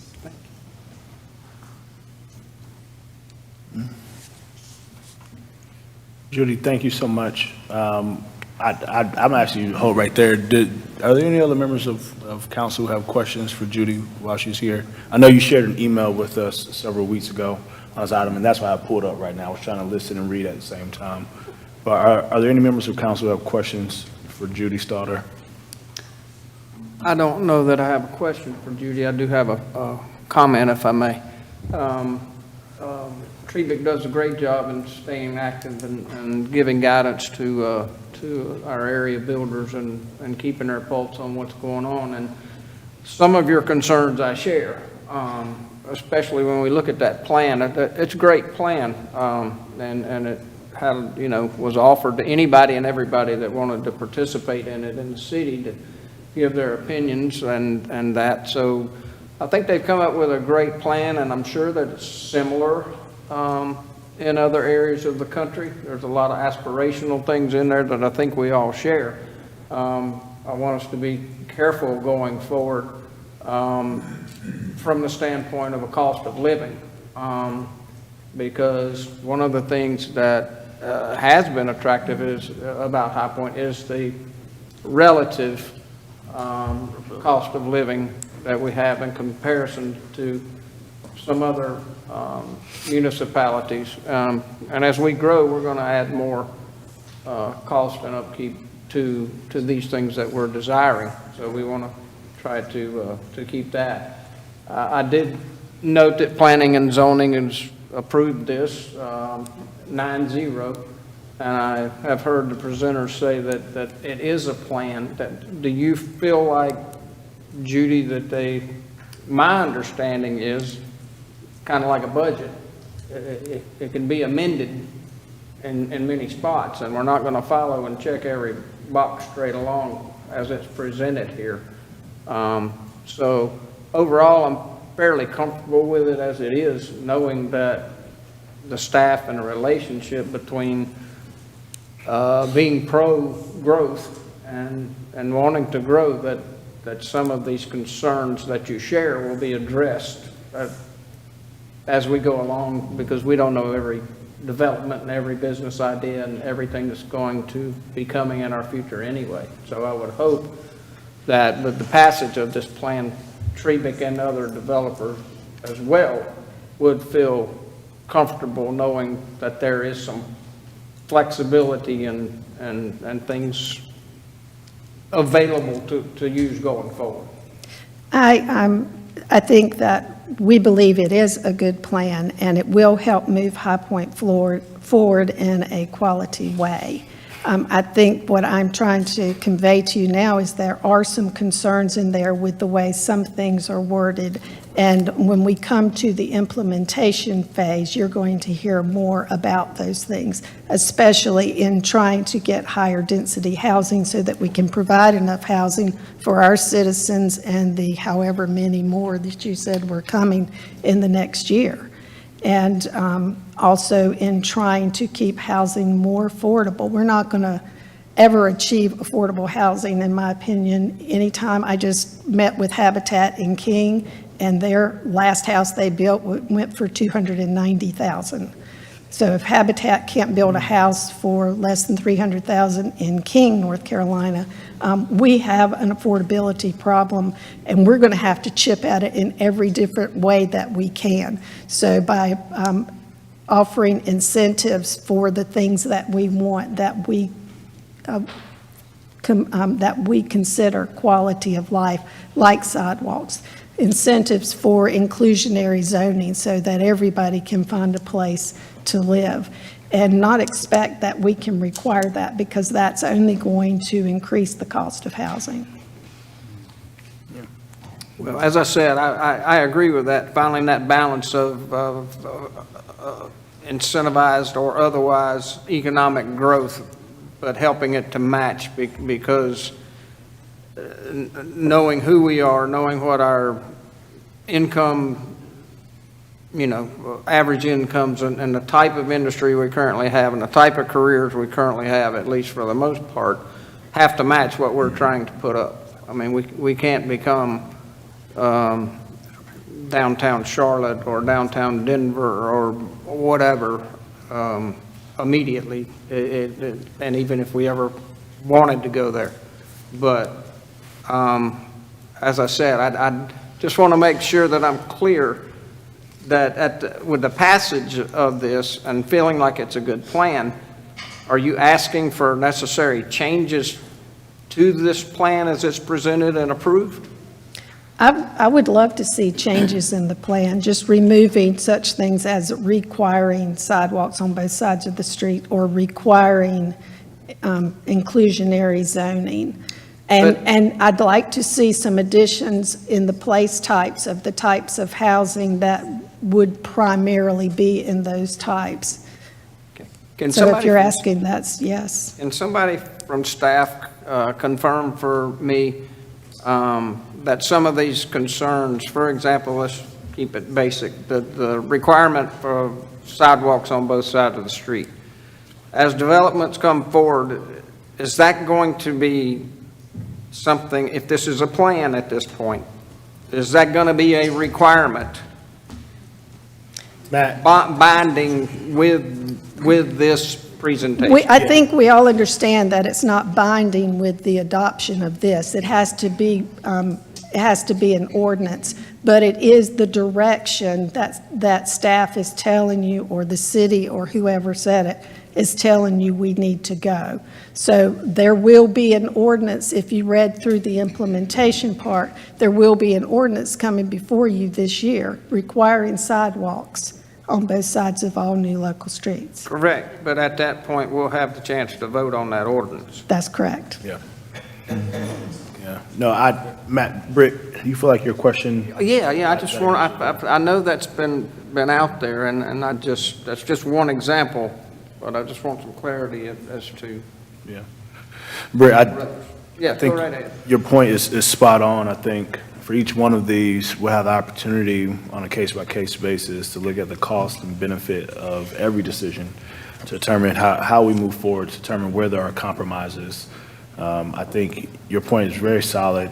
Increasing density means that we get more housing, and removing certain restrictions may reduce the burden of costs on the developer and thus reduce what gets passed down to the buyer, which is also critically important for affordability. And so I think this group, and I don't want to speak for everyone, but I think we share the sentiment in terms of supporting what leads to more housing and more affordability of housing. And so I think what you can trust is on that case-by-case basis, we'll be able to discuss every single one of those points and move forward. And Mayor, if I may I make a comment? Well, first of all, I want to tell you, Judy, thank you so much. I respect your knowledge, and I've read over, the email, and I've talked to staff, and I'm so appreciative. I do feel very, very confident that this task force that we're going to put together is going to also kind of help address some of the things as they come up. So I just want to tell you thank you so much. Yeah, Mr. Mayor, if I may. Matt, I know a lot of these components of the plans are interconnected and they're related to other sections of the plan. How do changes, even if they may be minor, affect the recalculation of the grand plan? What's the process of amending the plan if there are significant changes to a single component? Sure. So you are correct. There are components that are kind of interconnected. Certainly one of the things, the early part of the plan kind of builds the foundation for the rest of the part of the plan. And that's why that listening part, and I opened with our approach, is hearing what people are saying. They want more walkability. They want more urban spaces. They want, those types of things. And so then as we move through the process, we're thinking about, okay, then how do we begin to do that? And so it's an iterative process when we, best practices, our expertise, collaboration, back and forth, and that's how we kind of settled on certain things. In terms of your amendments, certainly the city attorney would advise you, but amendments happen to comprehensive plans all the time. Sure. It's something that sometimes they're not even really required as an amendment. If you choose to go in a different direction on something, depending on what it is, you might not even need an amendment because it's an overall guide.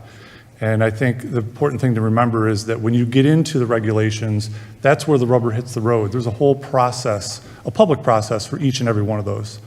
Yeah, and the reason I asked that question is because I understand the regulatory framework is around the current structure of the plan.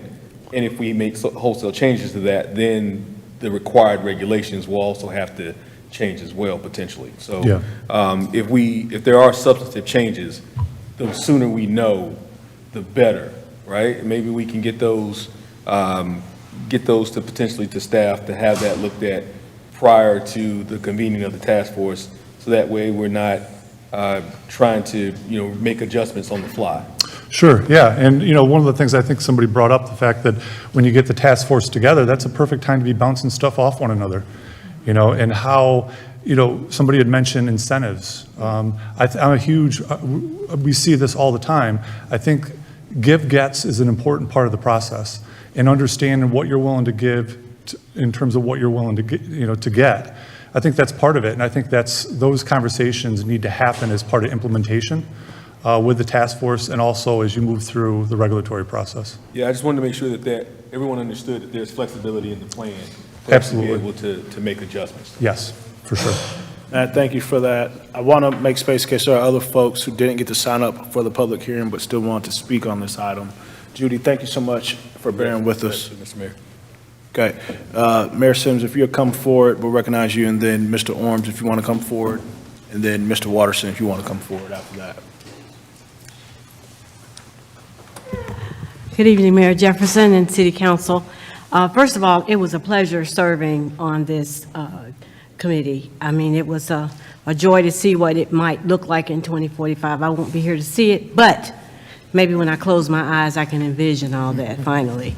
But working with these guys was actually a unique experience. But what I would like to say, piggybacking on what Councilwoman Cook said, is that we need to be really mindful of gentrification through this plan. And I think I mentioned that when we were in with the committee meeting about this, is that if we're looking at the core community, that we need to really think about intentionally not moving people out of what they're comfortable with and what they know. And so as we look at this, it's going to require some baked-in gentrification, and I just want to make sure that we're aware of what we're doing and how that process is going to work. The second part of it is we know that we have a housing crisis right now across the country. And as we start moving forward in this space and we start looking at our homeless population and the ability of individuals based on our economy to be able to afford housing, that we look at what we're building, and we look at non-traditional housing types as we move through this process that will allow individuals to still be able to purchase homes if they so desire, but also that our rental market doesn't disenfranchise folk where we now have these individuals on the street and they're in camps and they're in other places. So as we move down this road with this plan, that we think about those things. I appreciate Judy and Trevick's position, but I know that in our community, housing is critical. And so as we start to create this framework of what we're going to do with this comprehensive plan, if you build it, they will come. And so when that happens, now we have a situation where we're servicing people outside our community before we service those who are living here. So I just want us to think about that and be intentional as we move through that process. By the way, Bernita Sims, 825 Rosecrest Drive, High Point, North Carolina, 27260. Thank you. Thank you for getting that for the record. Mr. Orms, if you want to come forward and we've already gotten your name and address for the record. If you want to share your comments and concerns, we'll hear them now. Thank you. I did attend several of the open houses and the presentation about the High Point 2045 plan. And I have, and the plan talks about focusing on downtown. Mayor, you said we need to focus downtown as well. And I think one way you can do that is to sell the church property. There's a lot of land there, and develop that into housing, shopping, entertainment, restaurants, and the tax value of a developed church property is far greater than the tax value of this building should you sell it or when you sell it. So the advantage is that you have more people, because nobody goes downtown on nights and weekends to say, wow, look at these beautiful empty government buildings. But if you develop the church property into a viable community area where you have housing and shopping and everything else and restaurants, that will bring people downtown. And that's what you want to do. And that's what the report suggests, is that we want to bring development in town. Well, that's one way to do that. Last year or a year before last, I believe, talking about Councilman Moore's concern about builder fees, you increased builders' fees by fivefold. Because, well, everybody else is raising higher fees, collecting more money on builder fees, so we can do it too. And to Councilman Moore's point, if putting a sidewalk on both sides of the street is going to take people out of they will no longer be able to afford to buy a house because the cost of the sidewalk increases the house by a couple of $1,000s, then we need to look at incentives that in those core areas where you want to develop housing and retail and restaurants and shopping, that you use those incentives that maybe they don't need sidewalks on both sides, or maybe you give it a reduced fee for those requirements. Because you've got to be creative. You need to look at every situation. Anytime I'm faced with an issue or a challenge, I try and look at things from 1,000 different ways and see, okay, this is good, this is wrong, this is going to work, and it's like taking spaghetti and throwing it on the wall and see what sticks. And I got a handful of spaghetti and throw it on there and see what works, and that's what you need to do. Be creative, think outside the box. What can we do to encourage housing? What can we do to encourage grocery stores and coffee shops and everything else in the downtown area? And it's not by building a big city hall on a piece of commercial property that could be developed that will actually bring people downtown. Because I promise you, there's not a soul in High Point comes downside at night on weekends and says, wow, isn't that a beautiful city hall? They don't care.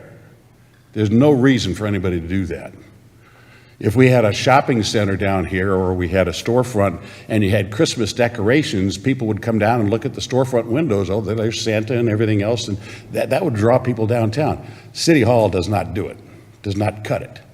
You can remodel this building, you can add some space on both sides of the building, take some of the outlying locations where the city has properties or buildings, bring those people into this building, and turn those properties into tax-producing properties instead of tax-exempt properties. Because right now, City Hall is tax-exempt, the church property was tax-exempt, still is tax-exempt. You turned it into development, and now you're making money. So think outside the box. No idea is too crazy to consider. No idea is too crazy to consider. And that's what we need to do. Thank you, Mr. Orms. Mr. Watterson, if you'd like to come forward and share your comments on the plan. Please state your name and address for the record. Hi, my name is Patrick Watterson. I live at 2444 Glen Cove Way in High Point. I'm a member of the committee that helped develop the plan. To give some context to my comments, I've been in High Point for 29 years. Live in North High Point. I work at Bethany Medical Center in downtown. I care for predominantly patients in downtown. I've also invested in downtown. I'm one of the owners of Paddled South Brewing right on Main Street. So I've seen over the years the different feelings the community has had. Up until probably 5 or 6 years ago, it was this. And when we talked to people, that was pretty much what the feeling was, that High Point had hit a bottom. But most people now are thinking it's coming up. So I think we need to take advantage of that as we grow through this plan. 70% of people that live in High Point don't work in High Point. That's got to change.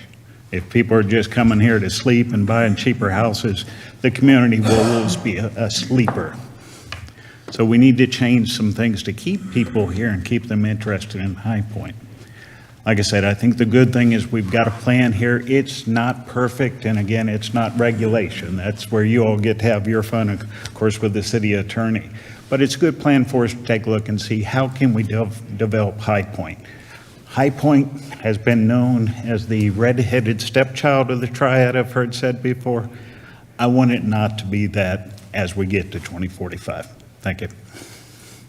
Thank you. Are there any other members of the public who wish to speak during the public hearing? If so, please come forward and state your name and address for the record, and we'll hear your comments. Seeing none, I'll go ahead and close the public hearing, and at this time, we'll entertain a motion regarding this item. Motion to adopt. There's been a motion made by Councilwoman Peters to adopt the 2045 comprehensive plan. Is there a second? I'll second. Second made by Councilmember Andrew. This time we can have some discussion on the motion. Are there any comments or questions from the dais?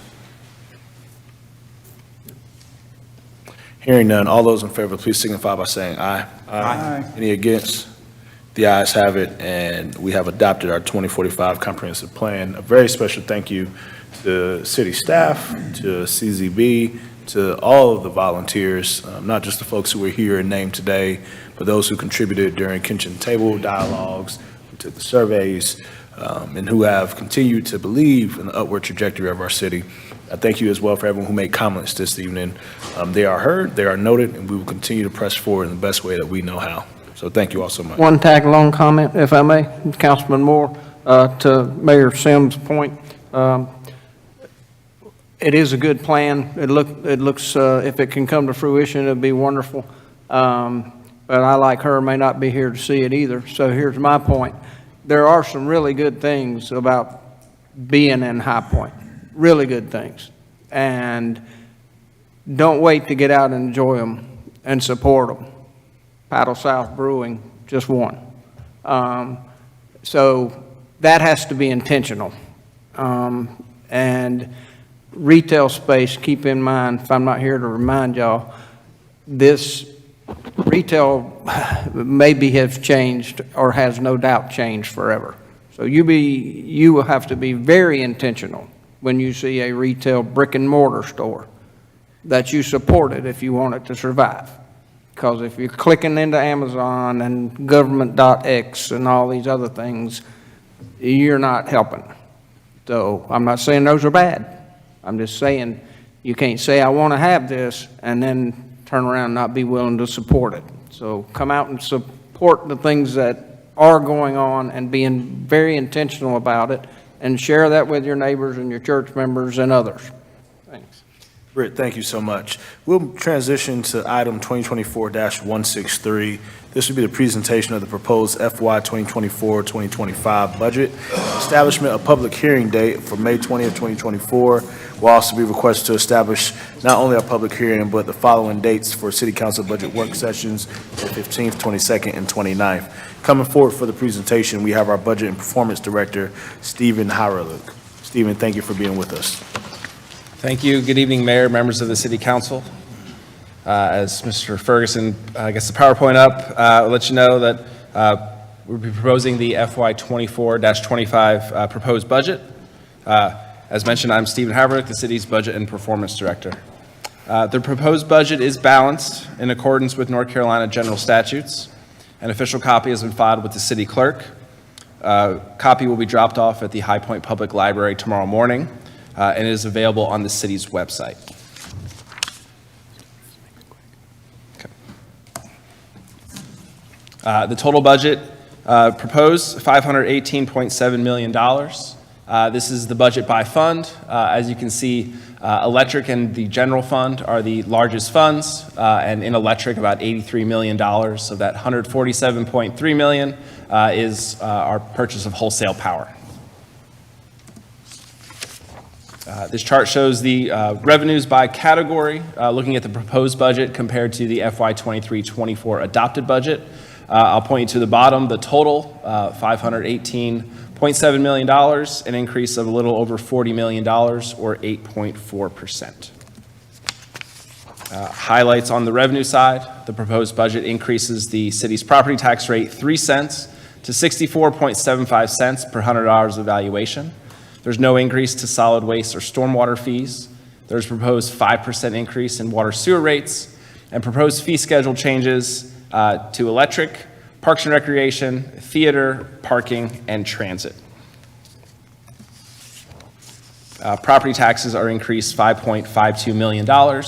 1 cent on the tax rate generates $1,362,466. This is on a total valuation of over $13.7 billion, which is a 1.77% increase compared to last year. The tax rate is divided between the general fund and the city's debt service fund. 3.4 cents remains the allocation to debt service. The general fund allocation is increased by 3 cents to 61.35 cents. Sales and use taxes are decreased a little over $536,000. Most of this is in retail sales. Our current year-end estimates are 1.3% above how we ended 2022-23, and we have a 2.75% growth assumption above our projected year-end. There is an ad valorem distribution change for Guilford County to the impact of about $815,000 in a loss of sales tax distributed to High Point. Utility sales tax on electric and natural gas are increased about $375,000. Here are the changes in the other revenue categories. I'll just note that the intergovernmental changes are more in one-time capital grants, and in charges for service, the water sewer increase is tied to that proposed 5% rate increase. Similar slide on the expenditure side. By category, personnel services make up about 33% of the total budget. Operating, including wholesale power costs, about 36% of the budget. Again, the budget is balanced. The proposed budget, $518.7 million, an increase of $40.1 million. Drivers on the expense side, salary changes from previous years. This includes the 1/3 compensation and classification study that went into effect last year. And then salary changes proposed for next year, an average 3% mid-year merit. Additional market increases for certified fire and sworn police, increases to the local government retirement system contribution that the city has to pay, increased costs for the city's health plan, and then an increase to the mayor and city council expense allowance. This is based on Council action from September of 2008, tying the mayor and council expense allowance to annual inflation. The budget includes 5 full-time positions and 6 new part-time positions. They're listed there below or on the chart, and I will note on the part-time positions for Parks and Recreation, those are the costs of those positions, but funds have been identified within Parks and Recreation's operating budget to pay for that cost, and so the net budget impact is 0. Here are some changes in operating totaling $2.6 million, a decrease in what we budget for wholesale power, some state and federal grant increases, increased vehicle maintenance and replacement of vehicles, cost of doing business tied to inflation, and also just increased cost, some of our professional services and service contracts, and additional investments in information technology. On the capital and capital outlay side, increased costs for a fire apparatus replacement of $180,000, and I'll just note that an engine now costs about 40% higher than it did 2 years ago. The current budget estimates the cost of about $1.1 million, up from $790,000 a couple years ago. On the capital project end, those changes there are budget to budget. General capital and stormwater are a result of some one-time grant-funded projects kind of dropping off. And electric includes some high-dollar projects, including improvements in the showroom district on Washington Street, the automated meter reading initiative project, and as well as beginning investments toward a new municipal operations center for electric. Real briefly, the capital improvement program for the city. This is by kind of area and fund. The general capital area, I'll note that about $2.55 million is from the general fund. The remaining amount is from other funds. And on the transit side, of the $3.7 million, $284,000 is local. The remaining is funded through federal and state grants. So next steps, this is the proposed budget calendar. And what we ask is action to approve the budget calendar, and this would be mainly the 3 work session dates listed, as well as establishing a public hearing for Monday, May the 20th at 5:30 p.m. I'd be happy to answer any questions. Stephen, thank you so much. Are there any questions from council for staff regarding the presentation? Stephen, you mentioned one thing, I know this has got many more times to be heard and discussed, but will you restate for the public record what happened in the loss to the Guilford County, what our loss was by not, when we did a tax reduction last year versus when they go up, what happens on the general sales? Yes, so what we lose in that calculation if we, how it plays out? Yes, sir. Of how our sales tax in Guilford County are distributed, it's based on the ad valorem distribution method. And so what that is our proportion of property tax revenues compared to all the other jurisdictions in Guilford County. And so you take everyone's property tax revenues, you add them together, and you take what the percentage is. So our current percentage is about 9.04%. Last year, a few other jurisdictions raised their tax rates. The one that affects our impact the most is City of Greensboro, because City of Greensboro is the second largest distribution percentage. And so by us keeping our rate the same last year and Greensboro going up, their property tax revenue increased. And so when you recalculate that distribution percentage, they're going to get more, and then we're going to get less, and Guilford County is going to get less. Yeah, well, thank you for that. And I think the number was, if I'm not mistaken, was around just under $900,000. That's correct. Difference that was our loss last year. Thank you. Are there any other questions from council for staff? Okay. At this time, we can go ahead and entertain a motion to establish our budget public hearing date, as well as the dates for our council budget work sessions as indicated on the agenda. For the record, those items would be the budget public hearing 2 weeks from now, May 20th at 5:30 p.m. and the council budget work sessions would be on May 15th, May 22nd, and May 29th, if necessary, from 4 to 6 p.m. each day. Is there a motion to adopt this schedule? Motion to adopt. Second. Motion made by Mayor Pro Tem Holmes, seconded by Councilmember Johnson. Any discussion on the motion? Hearing, Mr. Mayor, just to establish for the public, These budget sessions are open to the public, and you are welcome to attend as a member of the public. Thank you so much. All those in favor, please signify by saying aye. Aye. Any against? The ayes have it, and that item passes. Next item, 2024-171, consideration of appointments to the High Point Economic Development Corporation. Council is requested to confirm the appointments of Eric Fouché. He's the leader at Mental Health Associates. He was actually here earlier for the proclamation, as well as our former mayor, Jay Wagner, to the High Point Economic Development Corporation, with terms effective immediately and expiring on December 31st, 2025. I'll go ahead and make a motion for this item. Is there a second? Second. Second made by Councilmember Andrew. Any discussion on this motion? Hearing none, all those in favor, please signify by saying aye. Aye. Any against?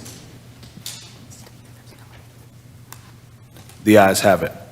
Our last item is 2024-172, going into closed session for reasons of personnel. Is there a motion to go into closed session? Motion to go into closed session. Motion made by Mayor Pro Tem. Second made by Councilmember Johnson. Any discussion on the motion? I just wanted to recognize before we go in, because we won't have time back in here, that it's also Asian American and Pacific Islander Month, and I have many members of my family now, especially through marriage, that are celebrating, and especially my partner that many of y'all know. So I just wanted to recognize that and say happy Teacher Appreciation to all of our teachers, and encourage everyone to please support your teachers this week and always. Awesome, thank you so much. I also note, prior to taking the vote, that while in closed session, we will not take action.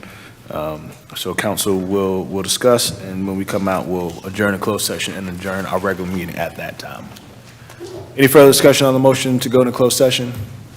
Hearing none, all those in favor, please signify by saying aye. Aye. Any against? The ayes have it, and we will go into closed session.